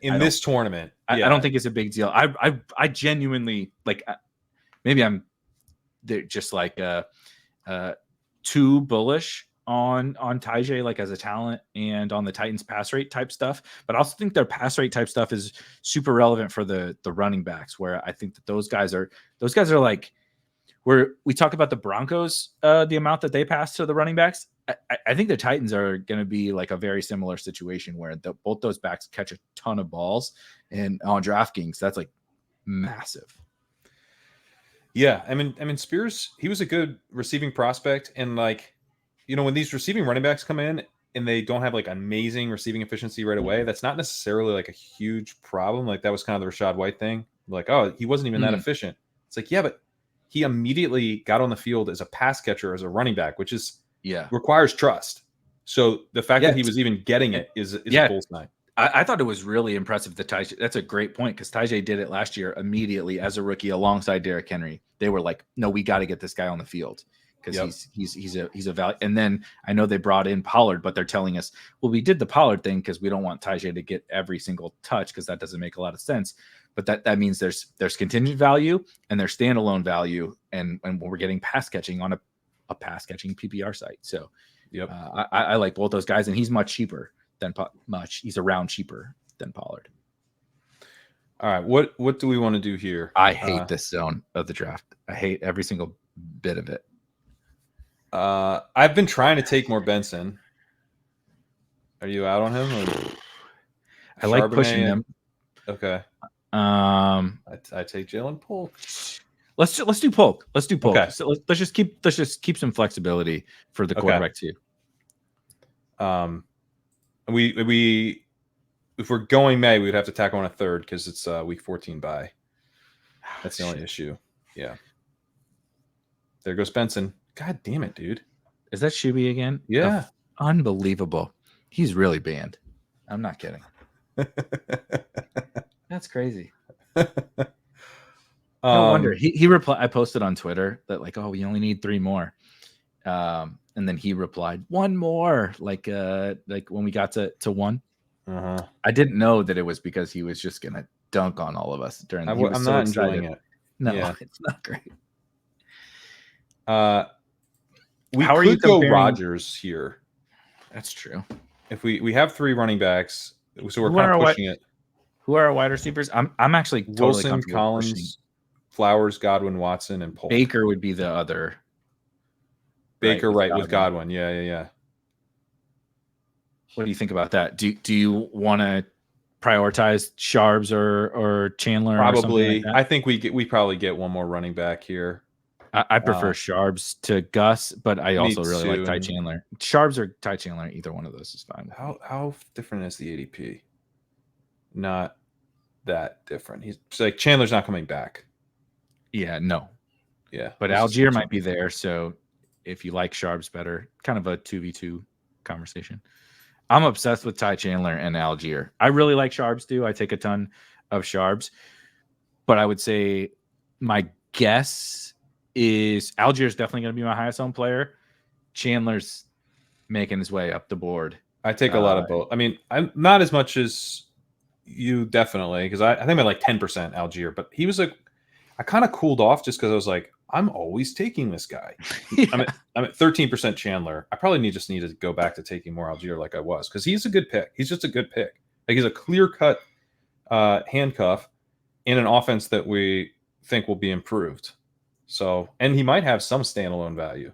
He's also good. You and I have talked about this several times. We talked about it last week with like Khalil Herbert. It's just like the inherent value of I know he's maybe not the smash pick if Bijan is there and healthy, but like if something plays out in his favor, I know he's good at football. Like like we're rooting for, like with Zeke, we're rooting for chaos to play out in his favor. And we know he's not good at football. Right. Right. With Algier, is like, sure, something probably needs to happen for the ceiling outcome to happen. Something needs to happen to Bijan. But also, what's really got me just like not backing off and really pounding the table for Algier, I know it's training camp, and my guess is they're just making sure they don't overwork Bijan. But like, it's like a 50-50 split in every camp. If you go read the Falcons beats, they're like, no, Algier isn't like the backup. He's like the 1B to Bijan in camp. And that was not the expectation coming in. And that's why Algier was so cheap. And so if you ask me to project week one, I'm going to say like 75% Bijan, 25% Algier. But like, that's more than the market is thinking it's going to be. The market, it thinks it's 98-2 or whatever. And so he's just, especially when you draft a lot of zero running back or hero running back, he's just such a comfy pick. I like that a lot. I mean, God, like I've been sneaky uncomfortable with Bijan the whole time. It's not. Me too. Honestly, it's a lot of projection. We're doing a lot of projection. He didn't. At least Brees did it. Brees has done it. Brees did it with Zach fucking Wilson and Tim Boyle. Pete's going around looking for these truth serum takes. I wonder, that might be a truth serum take for me. Bijan Robinson shouldn't be a first round pick. I know. I'm not gonna give away my truth serum take, but that's Sal. I'm submitting. I'm gonna have a submission to the. I'm still trying to figure out what I'm gonna do, but that would be a good one. I don't know if I really believe it though. I don't know if it's truth serum or hot take serum. I think it's hot take serum. I don't think it's actually truth serum. Yeah, truth serum is that I do think he should be a first round pick. But I also, it's like my truth serum is that Bijan's overpriced. Okay, go look at my rankings. Yeah. Oh shit, no. Okay, you're right. I do have him 8th overall or whatever. Hot take serum takes. That's what we need. I like the hot take video. I like the hot take serum. You want to know what else is great? He just went off the board about DraftKings. Is Taysom is actually a tight end. Taysom just got drafted. The one site. And like I don't know if it's smart or maybe it's just because I'm mad that Underdog doesn't have him as a tight end. Like I straight up like Taysom as a 13th or a 14th round tight end on DraftKings, and so I'm trying to take some Taysom on DraftKings. No, I think he's a good pick. He's always been a good pick as a tight end. It took me the first year. I remember Davis. I might have been you and Davis on his pod, and talking about Taysom, and I'm like, I don't know. I literally remember where I was. I was like hiking and along the Hudson in New York, and you guys are just talking about Taysom Hill, and I was like, I don't know. This seems a bit much. Anyway, do we want to take Algier here? Snap Algier, please. Shuby will take him. Can I have one of the guys? Yes. He'll snap take Algier for sure. All right, let's grab Algier, and then because we have both quarterbacks. So we got. This is nice. Yeah, both these guys have two quarterbacks. Yeah, this is nice. So we're in good shape. Who shape. do you prefer, straight up, Rodgers or Baker? I honestly prefer Rodgers because the team is so much more dependent on Wilson. Yeah, that's true. But that's just kind of how I tend to break those ties. Like which player is going to power us? Yeah, and then the quarterback comes along for the Godwin ride. is just whatever. And like on this team, especially if Garrett Wilson totally tanks, it's over. We're screwed, right? Where this team is dust. If Godwin tanks, we can survive. You know, we have a bunch of other elite wide receivers. So let's do Rodgers. Rodgers is a very nice quarterback too, with Lamar. Also a better DraftKings pick. Doesn't get us buried by the Richardson guys because he can throw for 300 and make up a little ground. Yep.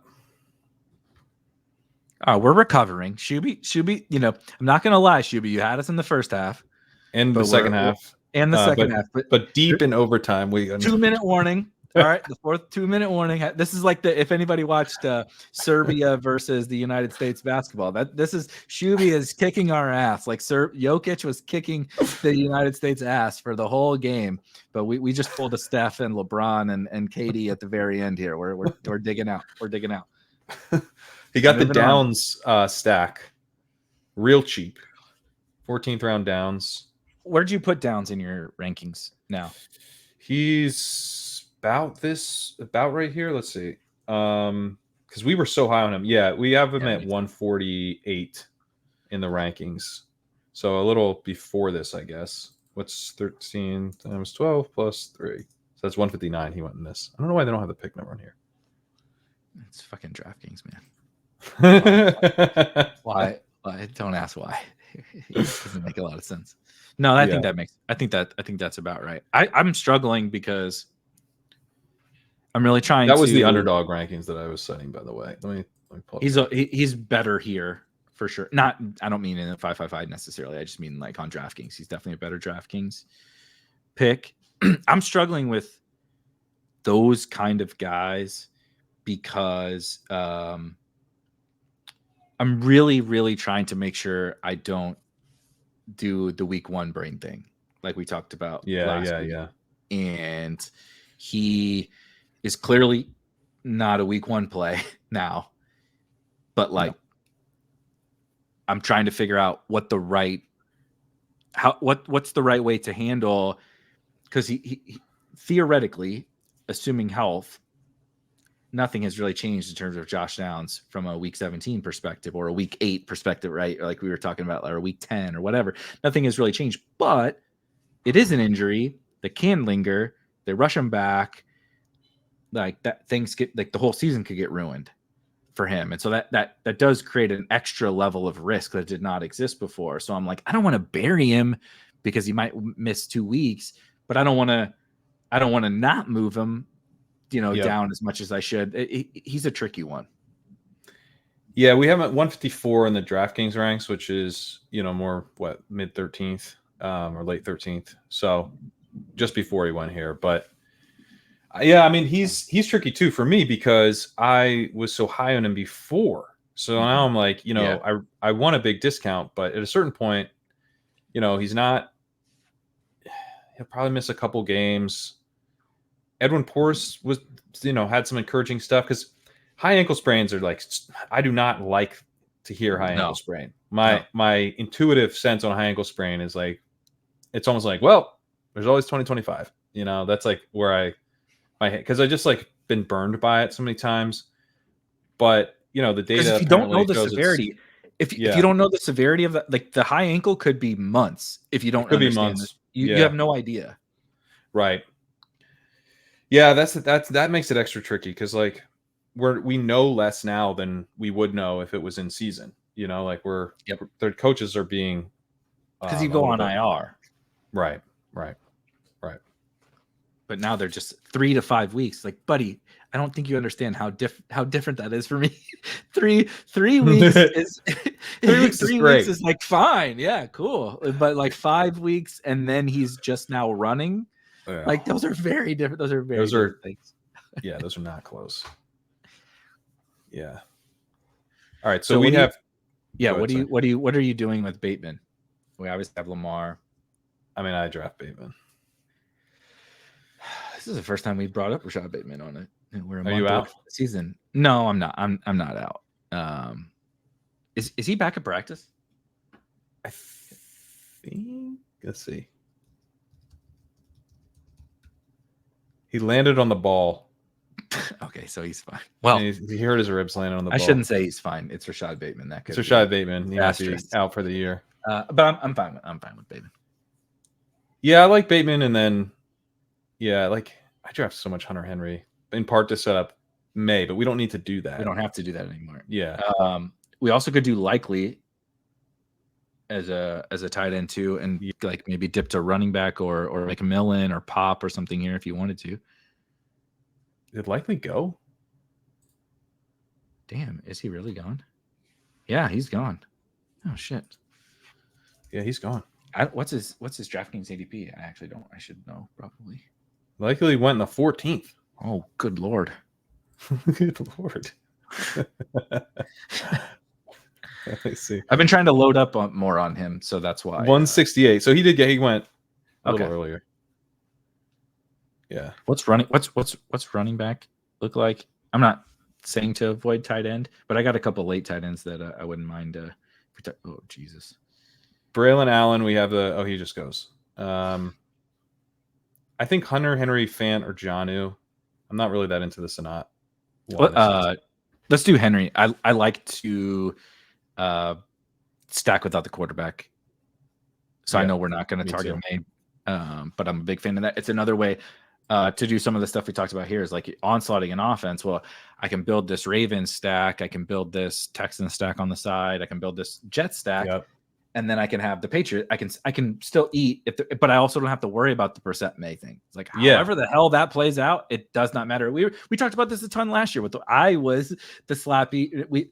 God, it's beautiful. We just flipped places. It's so beautiful that the roles have reversed. But I was the Howell slappy and all my fucking John Dotson teams, and I didn't benefit from anything except for Howell, ironically enough. But like you can benefit from the Patriots outperforming, and you can benefit from like so many different situations, but without having to deal with the quarterback stuff. Madison Parkhill wrote about this, that he's playing the Patriots through the pass catchers instead of he's having some May, but I'm gonna come back to May, but I was doing I like the Patriots. Javon Baker's one of my highest owned wide receivers, but I would do Fields in that situation instead of May. But now Fields is rising so much, I'll be able to double back for May now. Yeah, that was smart. I didn't get enough Fields because I was taking too much May. Because I talked myself into it, and maybe it ultimately will prove to be the right move. Because Fields, I know what's going to happen. I have these two bets. One was Sam Sherman, that Fields starts week 1. I'm on the Field side of both of these, and the other's with Mike Leone that he starts week 14. And so there's a scenario where I lose both bets because he like gets in by week 4 and then gets benched before week 14. And there is a scenario in which he doesn't start week 1, you lose that bet. Russ sucks or gets hurt, and Fields comes in and starts in the middle of the season. That's what I'm saying. Then he sucks, and Leone wins that bet. And then they're like, shit, we're out of the playoffs. Let's try Justin one more time to see if he comes back. And he's starting in week 17. Oh, well, I'll take that, honestly. Although I don't actually have a big enough bag. I wish I had a bigger bag for that scenario. The Fields thing is wild. Sam Sherman sent me this morning. I think it was Hayden Winks had like been scouring, some Pittsburgh beat writer to like find anything positive about Russ, and it was like, oh yeah, they actually secretly like Russ. They're not telling anybody, but they love him. And it's like he was like, you want to buy out of that bet? I was like, this is the most joy any bet has ever brought me. What do you mean? You're having to find positive Russell Wilson nuggets in August. You're in the depths of Reddit looking for positive Russ hype. Like, no, I'm not. This is the exact opposite of a bet I want to buy out of. I'm gonna enjoy the shit out of this one. Okay. Most bets are miserable. Like, oh, congratulations, you bet the under on somebody's season-long yardage total and he just went for 100 yards in week 1. That's fucking miserable. This is the greatest joy I could ever have. Like, you're squirming. You're sending me messages about trying to back out of the bet. You're the one that's squirming. I was just having my coffee, man. You're digging around for Russell highlights. Also, he threw a pick to like a 6-string corner today, and then the vibes are just bad. I get the Steelers can tell me the vibes are good as much as they want. I know how to the read vibes are really fucking bad. They're Also, bad. he looks out of shape as hell. Russell Wilson does. I'm concerned for this guy's like mental health and physical health. Honestly, Yeah, well, it's not going well. The mental, it's not been great. He doesn't seem. What about a third tight end? Even though we have Kittle. God damn it, Pat. That's not so. Can we? You like the twos. I know, but I do like this running back pocket. Can you pull up running back? The only reason I'm not opposed to it, I'm buying back on Damian Pierce. Are you? Pretty good. Right. I'm just interested in the Texans. We have a tiny little bet on the Texans. They're telling us it's nice. Shipley, I'm not going to try to talk you into Kendre. It's okay. We don't have to do that. But Roshan, I just like there's a fall off here. Roshan, I like a lot more than Pierce. We can do Roshan. Let's do Roshan then. Yeah, Roshan. Like I'm happy to bet against DeAndre Swift. I don't think DeAndre Swift is very good. So we're getting the Swift hype like we got the Miles Sanders hype last year too. By the way, I believe the quote was today. He doesn't run routes like a normal running back or something like that as a pass catcher. It's like, yeah, I know. Now hand him the ball. It's like, I know he's a good receiver. No one's ever argued that at all. The Lions didn't argue that, but he sat on the sideline and watched David Montgomery work because. Although honestly, I argued it in a piece earlier this week that not that he's not a good receiver, but just that he's not this like special otherworldly receiver. Yeah. So, I'm happy to bet against Swift. He's very much in the Miles Sanders mold of like, don't worry about all those red flags from the last 2 seasons because we paid him, and that makes people good. Yeah. Once you give them money, they're good at football. Oh, okay. What about Tez Walker? Are you into Tez? Absolutely into Tez. Also into Javon Baker. If we want to really go ham on, because we do. I think we bet on because we have Bateman. So in the 5-5-5 stuff, I'm like the fact that I have Bateman and Zay, I'm like, and Tez. Like I know Lamar's crushing, so let me just grab these receivers. Yeah, let's do that. I mean, I like Tez. Yeah, I've cooled a little, not because of like my expectations for Tez have changed. It's just like other wide receivers have popped up. I'm a noted Yoshi slappy. Like Yoshi is one of my favorite. Like I drafted him last year, dude, and and that didn't. He looks like a good pick. It took me a while to come around. I'm definitely hammering him. Generic Prince. This was the other guy I was going to bring up. Was Generic Prince. And Yoshi are like my two. I come into these drafts in the last round and like get ready to take those guys like on any team. Yeah, I did Yoshi go or is he still here? He's still here. The 101. Oh yeah, damn. But they took Chig. It's fine. Josh Wiley's backup. And the team's dead. So you stop at 2 tight ends with this. I tend to go to 3. Yeah, I do. I mean, I got 2 full-time starters, good football players on, I made a little Patriots bet and I have zero pushback on any. I'm much more adamant about 2 quarterback than I am about 2 tight end. I have no problem adding a 3rd tight end here. But my whole stance this year is winning the flex. And I just want to have more. I want to draft 2,000 teams, shake them all up in a blender and say, all right, a handful of these are going to spit out an awesome 2 quarterbacks with an awesome 2 tight ends. And I'm going to have more volume than everybody else at running back and wide receiver. So I'm drafting, 2772, 2882, 2792, whatever. I'm drafting those teams and just saying, in the instance that I do, right, Lamar's the nuts, Rodgers is helpful as a second quarterback, Kittle is the nuts, and Henry is helpful as a second tight end. I don't need that other guy, and I just want to try to find Kyron, Puka, Tank, Achane, whatever with all these other guys. So right now we're at 2682. Yeah, to me, I think, I mean, honestly, I like the Prince call a lot. Sermon I basically only take when I have. Look at that, Rasheen Ali. Yeah. Yeah, we'll see if he comes back to us. Prince. Yeah, it's gross after Prince. I kind of can't believe he hasn't risen more. I understand all the concerns. Like you and I also, again, talked about it last week. It's definitely an audition. But like, isn't that what isn't that like what we wait for? We talk about waiting for information. And the Chiefs are telling us we would like this guy to be the 2. Mm-hmm. We're giving him every opportunity to be the 2. And we're not going to take that guy on the Chiefs.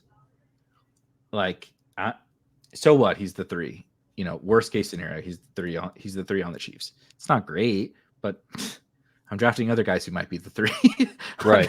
Eli Mitchell might be the 3 on his offense. So, I was honestly starting to sweat that he wasn't coming back because I think he's a pretty great running back 7 on this build. I agree. We can do tight end with the last if you want. Now that I got my guy, yeah, I think a tight end. So let's talk about some of these. What do you think about some of the late tight ends? Like, I like Theo Johnson a lot, and he just goes, of course, Shuby. What about Mayer? Michael Mayer. I was gonna say Theo too. Eric All. Who else? I'm trying to think of some of the other.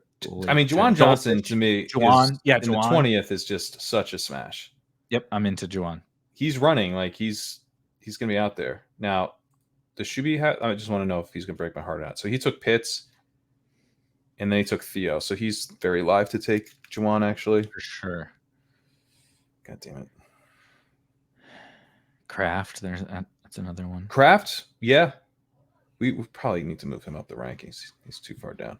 Oh no, he just went. Okay. I had him way too high, and then he got hurt, and then I buried him. Yeah, and now I did too. Torn pec, but how's he back? So that's like a good serious injury. This guy's the Wolverine. Seriously. All right, we got Juwan. Yeah, perfect. All right, Juwan Johnson. Good team. Honestly, a very good team. A good team. Let's what's the best way to review this? I guess the board. All right. Let me get the sidekick out of here. Okay. So I was covering up our other correlation panel, but okay. Wilson, Collins, Flowers, Lamar, Godwin, Kittle, Christian Watson. That's a nice start right there. 5 wide receivers, the elite onesies. Would have been nice if we could have gotten Mark Andrews come back, but whatever. Or Tank. Or Diggs. Or anyone else that Shuby took throughout the rest of this draft. Then Najee, Brian Robinson, Spears, Polk, Ty Chandler, Algier. That's a fun run. We get the wide receiver 6 and 5 running backs. Rodgers, Bateman, Henry. This is like us just cleaning up after we already got the. Yep. It's like just filling in the little corners, which you did, I think, very well. Rodgers, Bateman, Henry, Roshan, Walker, Prince, Juwan Johnson. I like this team a lot. I'm into this team for sure. Now, did that big dog fill while we were doing this or not? I backed out. It was still I was worried you just forgot. It was still at needed 8. How was that all draft going? Yeah, exactly. We have 4 quarterbacks and the 6 run. Saquon is definitely on this team. The moment you auto draft, like, okay, who's come on down, Saquon. Kendre. Come on down, Kendre. Did you see Jacob Sanderson's tweet? Uh-uh. He was just like this.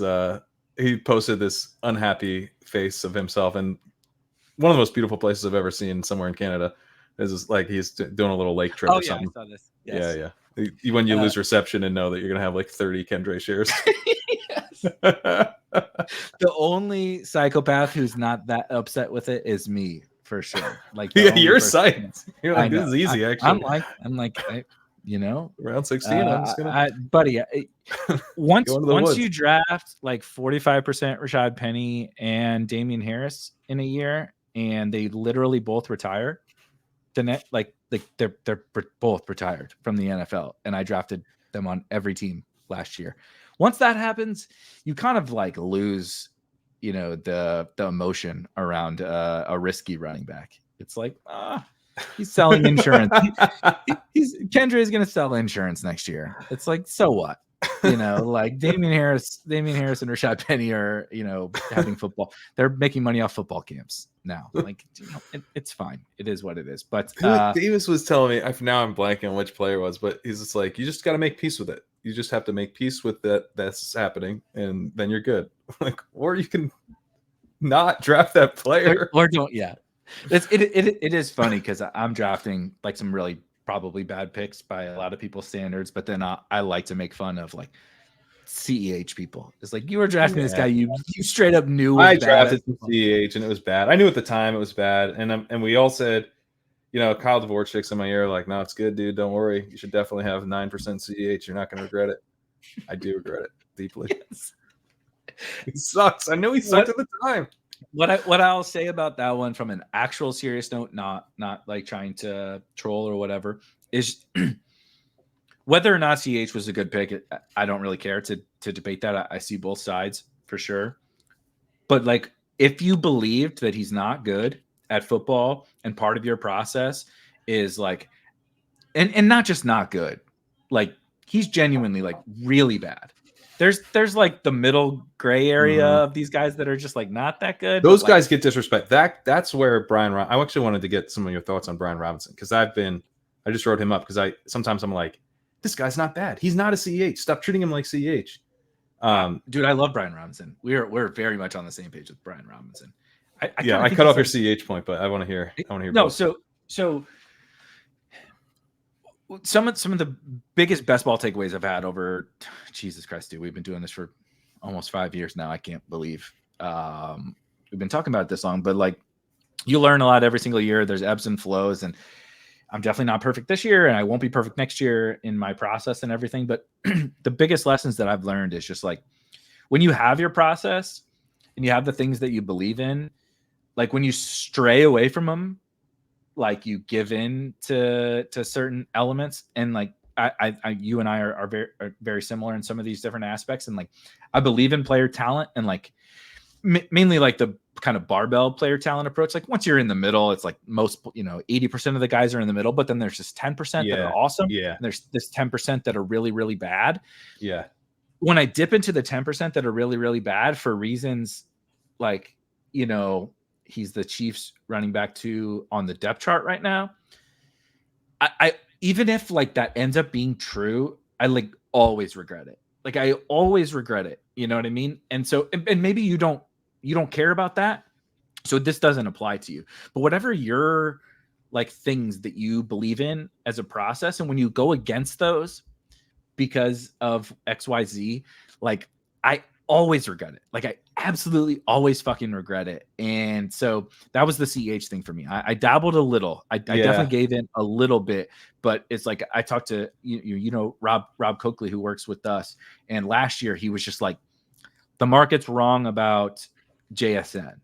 His was JSN, and like obviously I disagree with him. We disagreed with him, but that's okay. But he was like, I gave in. He was like, all you guys like were so adamant, about him, and I trust you guys and I respect you guys. And it's like, but you didn't stick to your guns. And like that's how I feel about CEH. Was like, I look back on every CEH team now, and I'm just like, I don't care who the other running back I would have taken there is.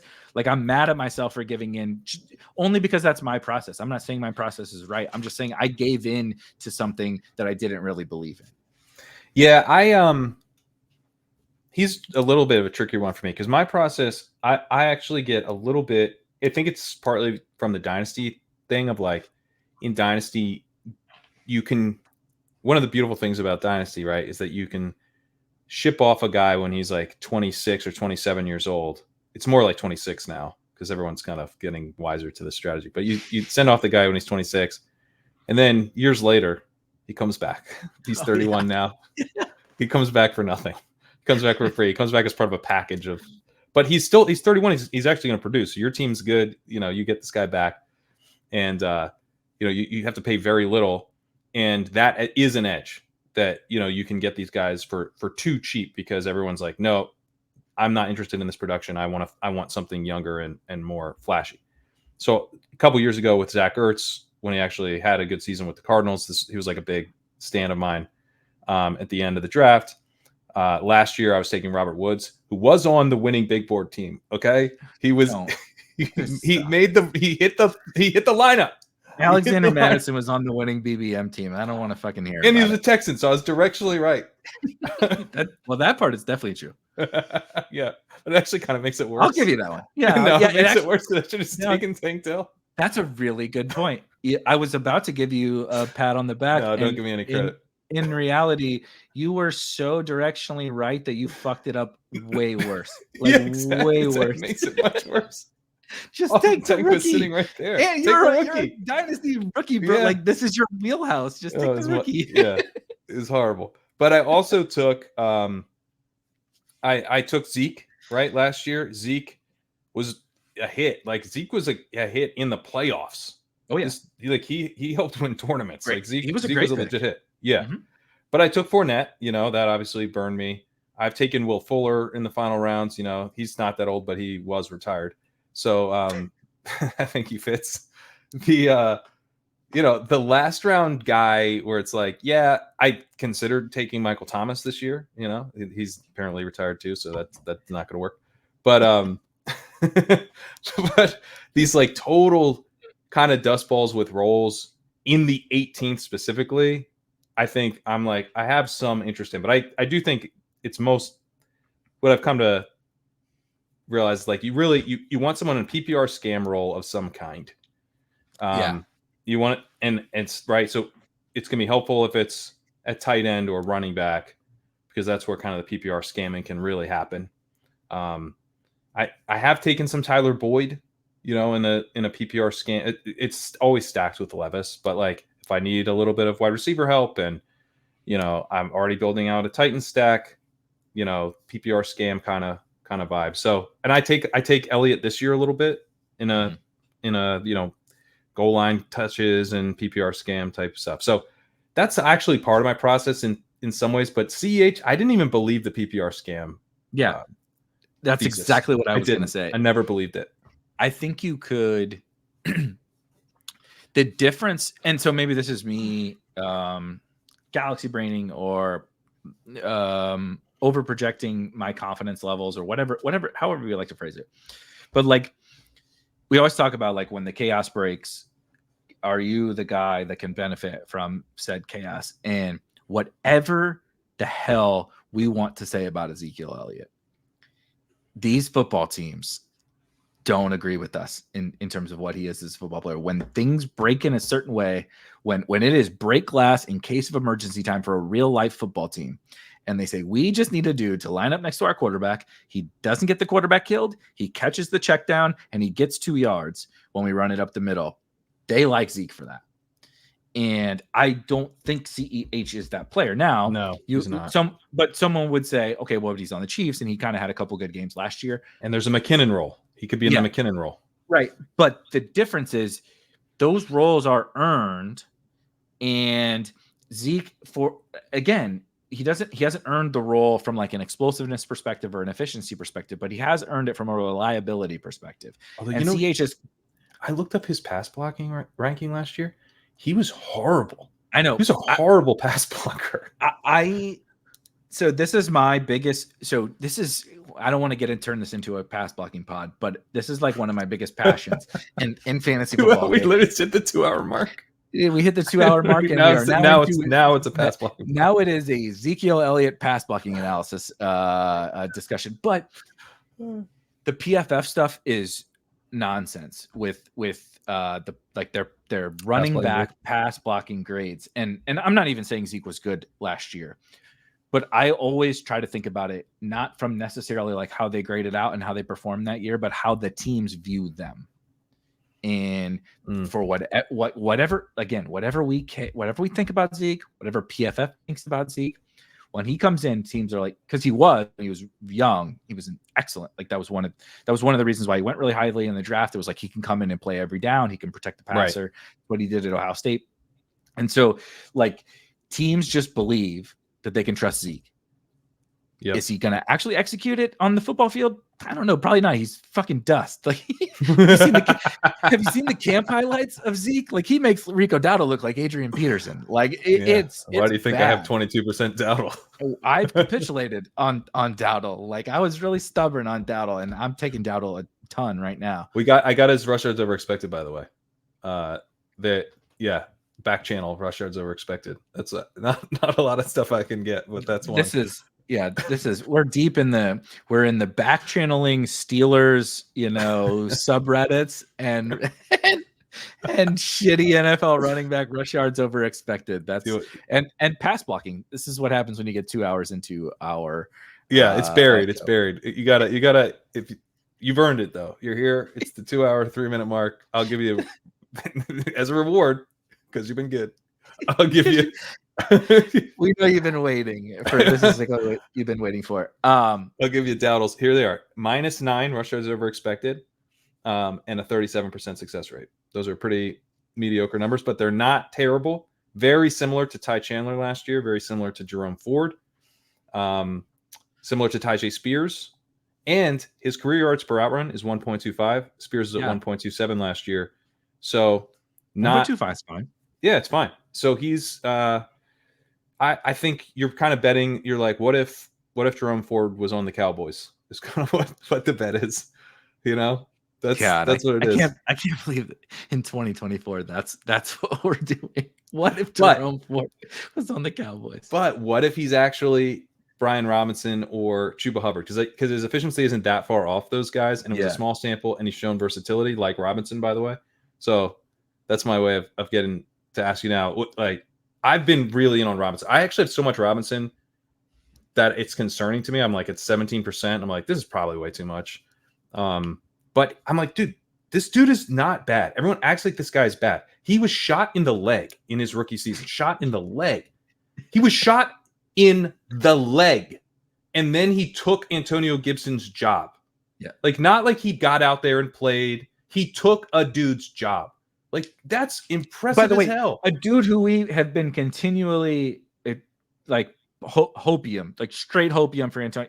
He was a second round pick 3 years ago in fantasy football circles on this team because we were like, oh, this guy's really talented. He didn't take Zeke's job. He didn't take CEH's job. Maybe Antonio Gibson is those guys, but that was not our expectation for Antonio Gibson, and it wasn't Washington's expectation. He's functional. Gibson is not bad. Gibson is not like a disaster. He was and B-Rob banished him to the shadow realm. He was the early down lead rusher for that team.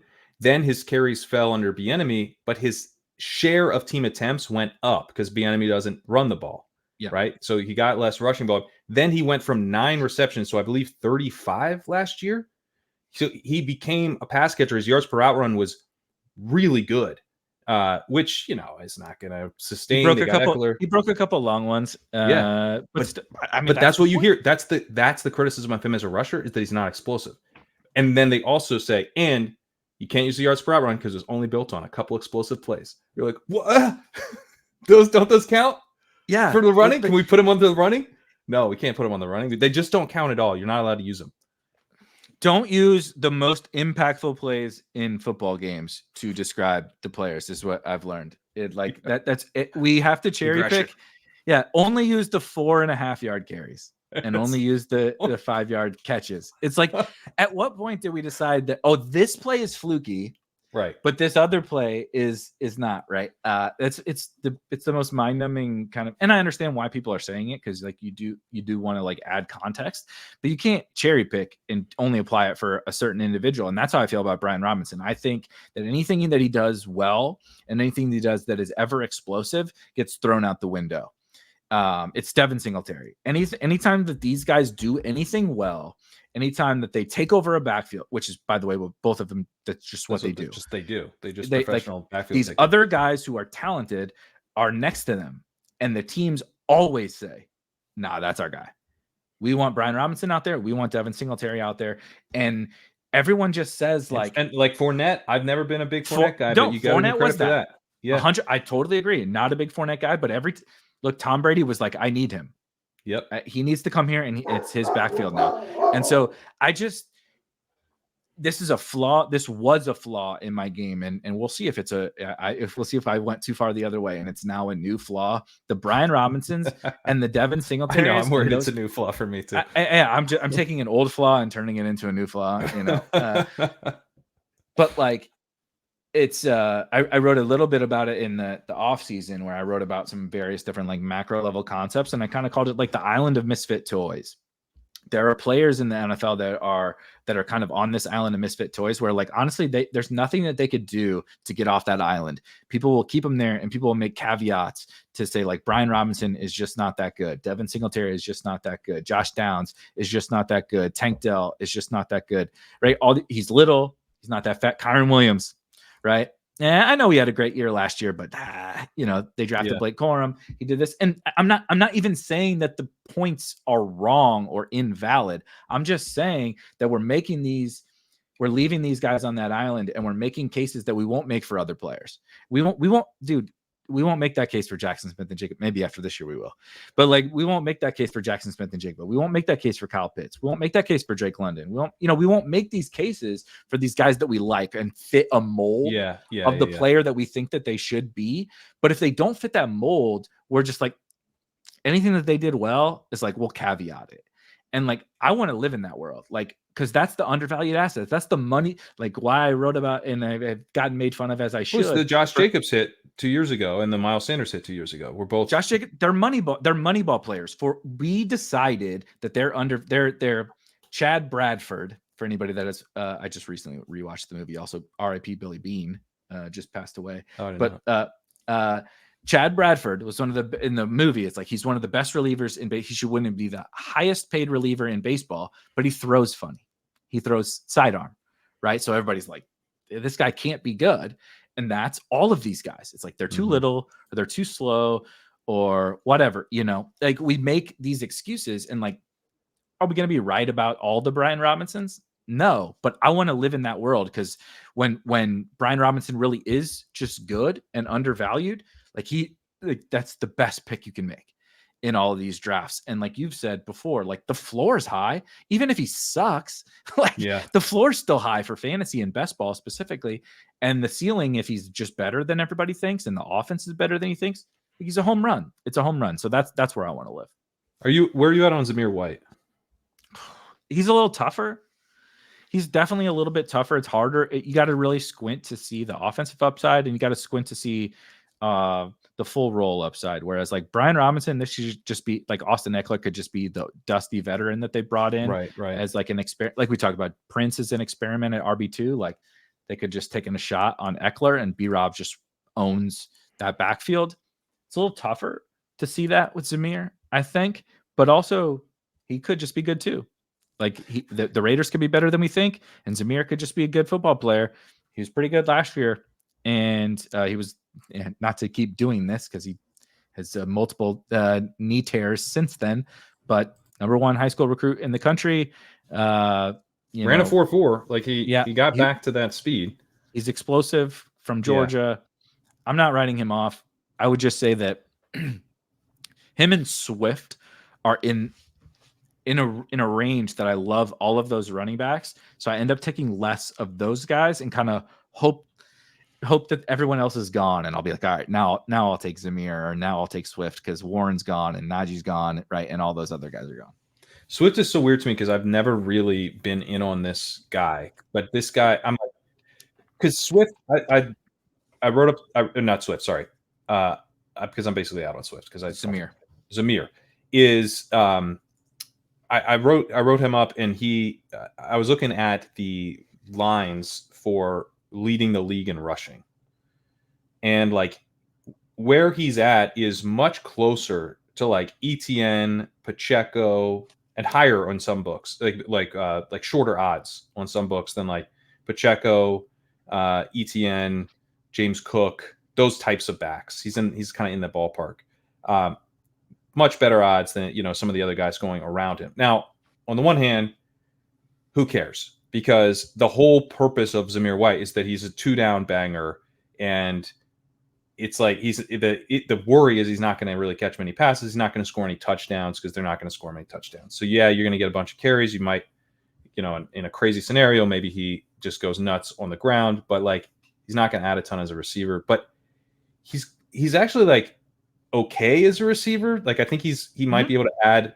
He was more functional last year than I think we all thought, probably. Yeah. Like I mean, he could catch 30 balls. Like that's, honestly, I just hit me now, but it's a little. I have done this before. I've done this before in a big way. He's just Ronald Jones again. Oh fuck. He kind of is. He's kind of Ronald Jones. Because it's like, hey man, this guy could catch like 20, 25 balls. And Ronald Jones in the 1 year that he had, which always for the record, you got to remind people, Ronald Jones did have one pretty damn good year for the price. And yards, right? Didn't he? Like, totally? Yeah, and it was in classic Ronald Jones fashion, it was the same year that he then got benched in the playoffs. So, that's Ronald Jones kind of gives and takes that way. We are good at that, by the way. Like finding the guy who was like had a good season and somehow it still turned it into feeling like the most massive L you've ever taken in your entire life. Because I just took it into the playoffs. I was like, Ronald Jones, we can't play a single Fournette in the FFPC playoff challenge. It's only Ronald Jones. Rojo. And he's just holding the clipboard. That's how I felt about Sam Howell. I was like, that should have been the greatest W I've ever taken in my entire life. Like 17th, 18th round pick. I took him in every goddamn draft. He's like a top 10 quarterback in most of the weeks that he's playing. He's the QB1 like twice. It's like, this is supposed to be the biggest W ever. And then down the stretch, every other game he got benched or scored 2 fantasy points. And it's like, this is fuck. And now he's going to be out of the league in 2 years. It's like, that should have been the greatest W of all time. Same thing with Ronald Jones. And it just feels so bad afterwards. Yeah, I know. But Jones, so, I mean, because look, right, the fantasy season ends in the regular season. So it doesn't matter what happened after, okay? He had 227 carries. I mean, actually, who cares about the most important games in the football? Yeah, season? No, they don't count. They don't count. So no. He had 192 carries in the 2021 regular season. He had 41 targets and 28 receptions for 165 yards. Good and year. A bunch of drop passes. Yeah. Just a bunch but 14 games off his hands. 1,000 yards in 14 games. Yeah. 8 touchdowns. Pretty damn good. Yeah. So I didn't realize it was that good. Actually.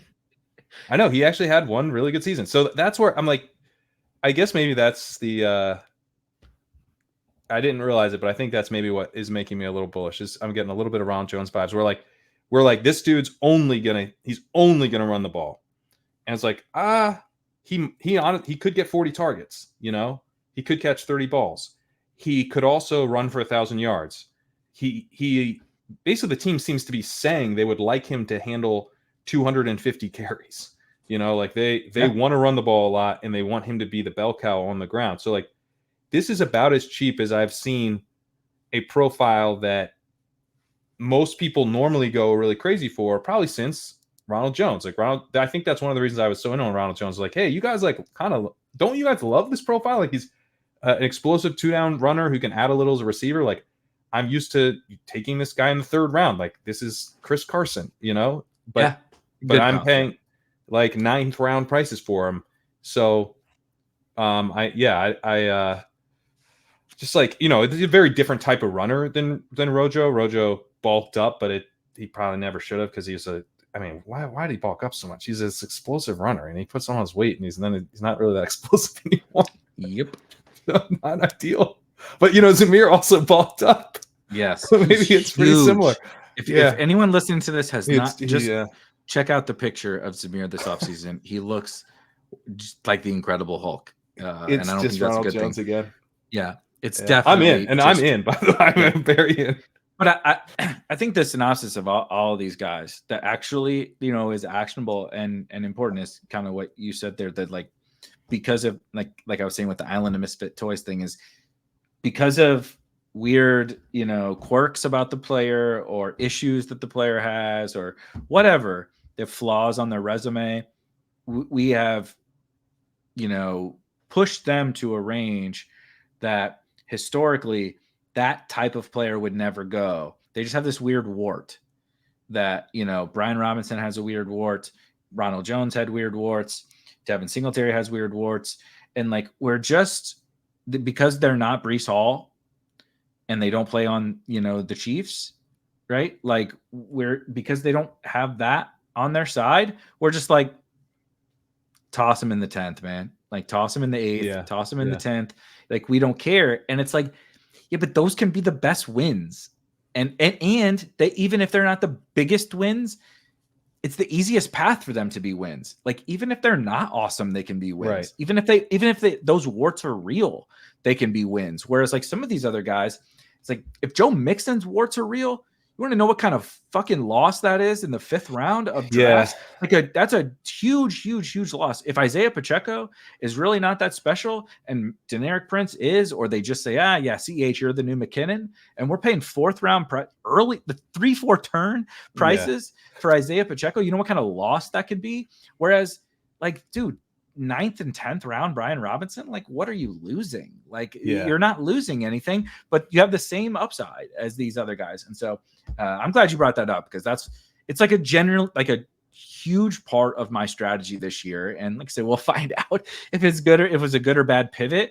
But I think it was just me assessing the market better than I have historically and not being so stubborn on player archetypes and factoring in price and market dynamics to all of this. And like, I would not have, I mean, you and I are guilty as anybody 2 years ago with the Josh Jacobs thing. It's like 8th round Josh Jacobs, who would draft that guy? He and it's stinks. like, he sucks. And it's like, he sucks for a 3rd round pick. Right. He doesn't suck for an 8th round pick. And that's the pivot that I made this year. The James Connors, the Zamir Whites, the, even Mostert, he's old, right? Oh yeah. Ryan Robinson's, all of those, Devin Singletary's. I would never have drafted them before. And I think like the market is giving us something that is just like free money. Now, I don't know which guy it's going to be, but I'm pretty damn confident from that 7th round to that 11th round or 10th round or whatever. There's so many running backs there that all have their different warts, but like they can't all fail. And so I feel that's the thing I feel most confident about this year. And man, I mean, like if they keep you within, a point per game of Pacheco or ETN and like those dudes, to me, like ETN does not have a lot of, and I mean, he does have a path. It's that he's sort of a bounce back candidate because he was really inefficient last year. So you're hoping just for some reason he bounces back. I don't really know. Why are we ignoring the news on ETN and them telling us that Tank is going to play? Right. Because Tank is partly why. But but like we don't ignore news like that, like in so many other situations. Like when somebody said, we're ignoring it on Bijan for some reason, who should be a first round pick. Exactly. Imagine drafting Bijan in the 1st round. Don't look at my rankings. All of these running backs, right? We're like, anytime somebody says, "Oh no, he's not going to play on passing downs," or "We want him to lighten the load," that like people are like panic mode, like straight panic mode. They've been telling us since March. Since before the NFL draft, they've been saying, we really don't want Travis Etienne to play all those snaps. We were forced into it because Tank sucks so bad, because Tank was so bad that we had to just play him all these snaps. That's not our plan. They're like, they weren't even like sugarcoating it to us with Etienne. And best ball drafters are just like, okay, it's fine. It's totally fine. No big deal. Who cares? And so like, I'm just trying to take advantage of those situations. Like, all those different situations. Yeah. But I mean, like to the ETN point, I mean, it's not that ETN can't be fine for the price, but the way that wide receivers are going off so much earlier, and even on DraftKings, you are seeing the wide receivers go early and everything. And even on FFPC, they go earlier than they used to. And it's like, ETN outscores Brian Robinson, but what if he only does it by 1.5 per game? I'm pretty sure I'm getting a receiver who's outscoring your receiver by more than that, and I'm getting access to bigger. Probably going to outscore Jacoby Myers or whatever by or whoever, whatever, and he's gonna put up bigger spike weeks as 100%. Well, and that's a big part of it too. So, and the ceiling case is like extraordinary. Like Tank Dell could just be a superstar, and like the wide receivers there, right? The portfolio of these QB2s starts to really tilt in my direction of like which teams are awesome, like awesome. Yeah, so I am trying to mix up my bets. Honestly, the Robinson, I had too much Robinson in the sense I think it was costing me some of the other guys. Like I was a little light on Pollard. I was a little light on Spears, actually. I'm only at 6% Spears. I'm at 8% Pollard, so not too bad there. But I'm trying. I like that range. I think a lot of those guys. I just wrote them all up, and like a lot of them are good pick. Like very few of them, I was like, and this guy should definitely be avoided. Some of them like Warren, I was like, this dude's a smash. Dowdle, I was like, this guy. I mean, maybe it's terrible, but I'm taking it. Like I'm making this bet. It's uncertain. I don't really know if he's good or not, but I'm doing it. But then some of these other profiles are like, yeah, I'm pretty into it. Brian Robinson's one of the ones that I feel like it feels most detached from reality to me, because you know what it is too, like you're making the point of like with some of these guys are just like, whatever, get out of here, like it's like you're not good enough for me to bother making an upside case for, and you're not good enough for me to be like, I'm gonna be the Brian Robinson guy. I'm gonna like, cause like I don't know if you should do that, man. Like don't make that your brand. Like he's not that good. He's okay, like. No one wants, if you're going to do that, you got to pick someone who's like really going to pop, you want someone who's going to hit.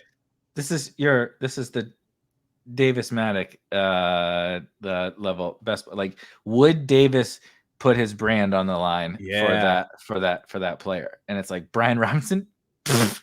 You must be crazy. I'm not going to bat for Brian Robinson. Bet your fucking ass. Yeah, Erik Prince, he ran a 4.3 and he's on the Chiefs, buddy. Don't you know who Patrick Mahomes is? Like, yeah, let's go to war for that one. But Brian Robinson, like, I got to make a case for Cliff Kingsbury, and I got to make a case for a guy who runs a 4.6, and Austin Eckler is there now, and it's like, what is there really like exciting to say about Brian Robinson? Right. And so like, because there's nothing that like you can't point to anything that will like, make other it than move. than him paying off this exact price. It was cheaper. He's cheaper now.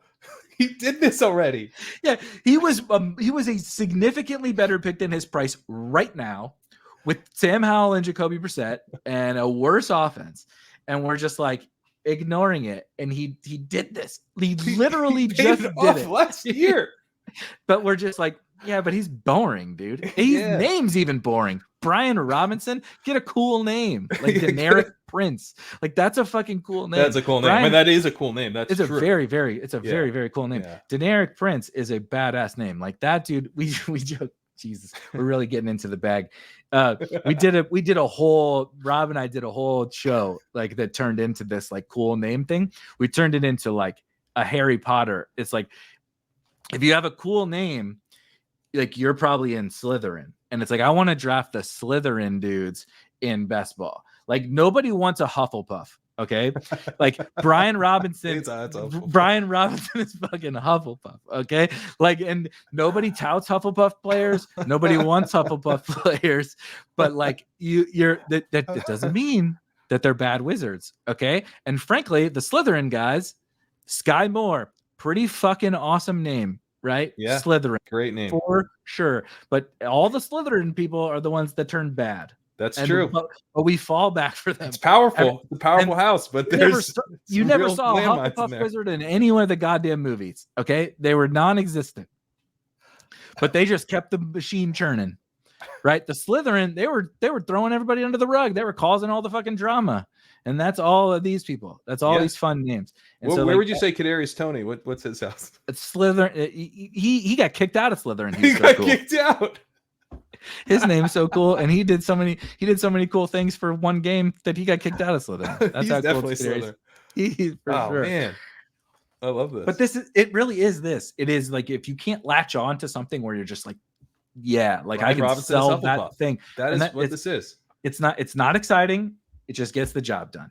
It just gets the job done. And I want the fuckers that get the job done. I've drafted all the guys who didn't get the job done. Trust me. Look at all my teams for the last few years. Rashad Penny is retired from the game of football, and he was on all of my basketball teams last year. That's a Slytherin motherfucker, but I'll take the Hufflepuff Brian Robinsons moving forward. Please and thank you. All right. I think we can leave it there. That was beautiful. I think that was a great way to end it. I did not know that that's where this was going to go, but it was very exciting. And go Brian Robinson. If anybody has any wine country tips for me, leave them in the comments. Also for someone who doesn't really like wine, that's where I'm headed. If you live in wine country, hit me up. We'll go get a beer in wine country, I guess. We'll be back next week. Preseason's kicking off, Pat. I'm checking the highlights. We're already getting some fun. Eric Gray played a lot. Eric Gray, baby. Together. Eric Gray, long touchdown run already in the preseason. So maybe we'll be breaking down some preseason news next week and everything there in between here with Legendary Sickle. See you guys. Have a good week.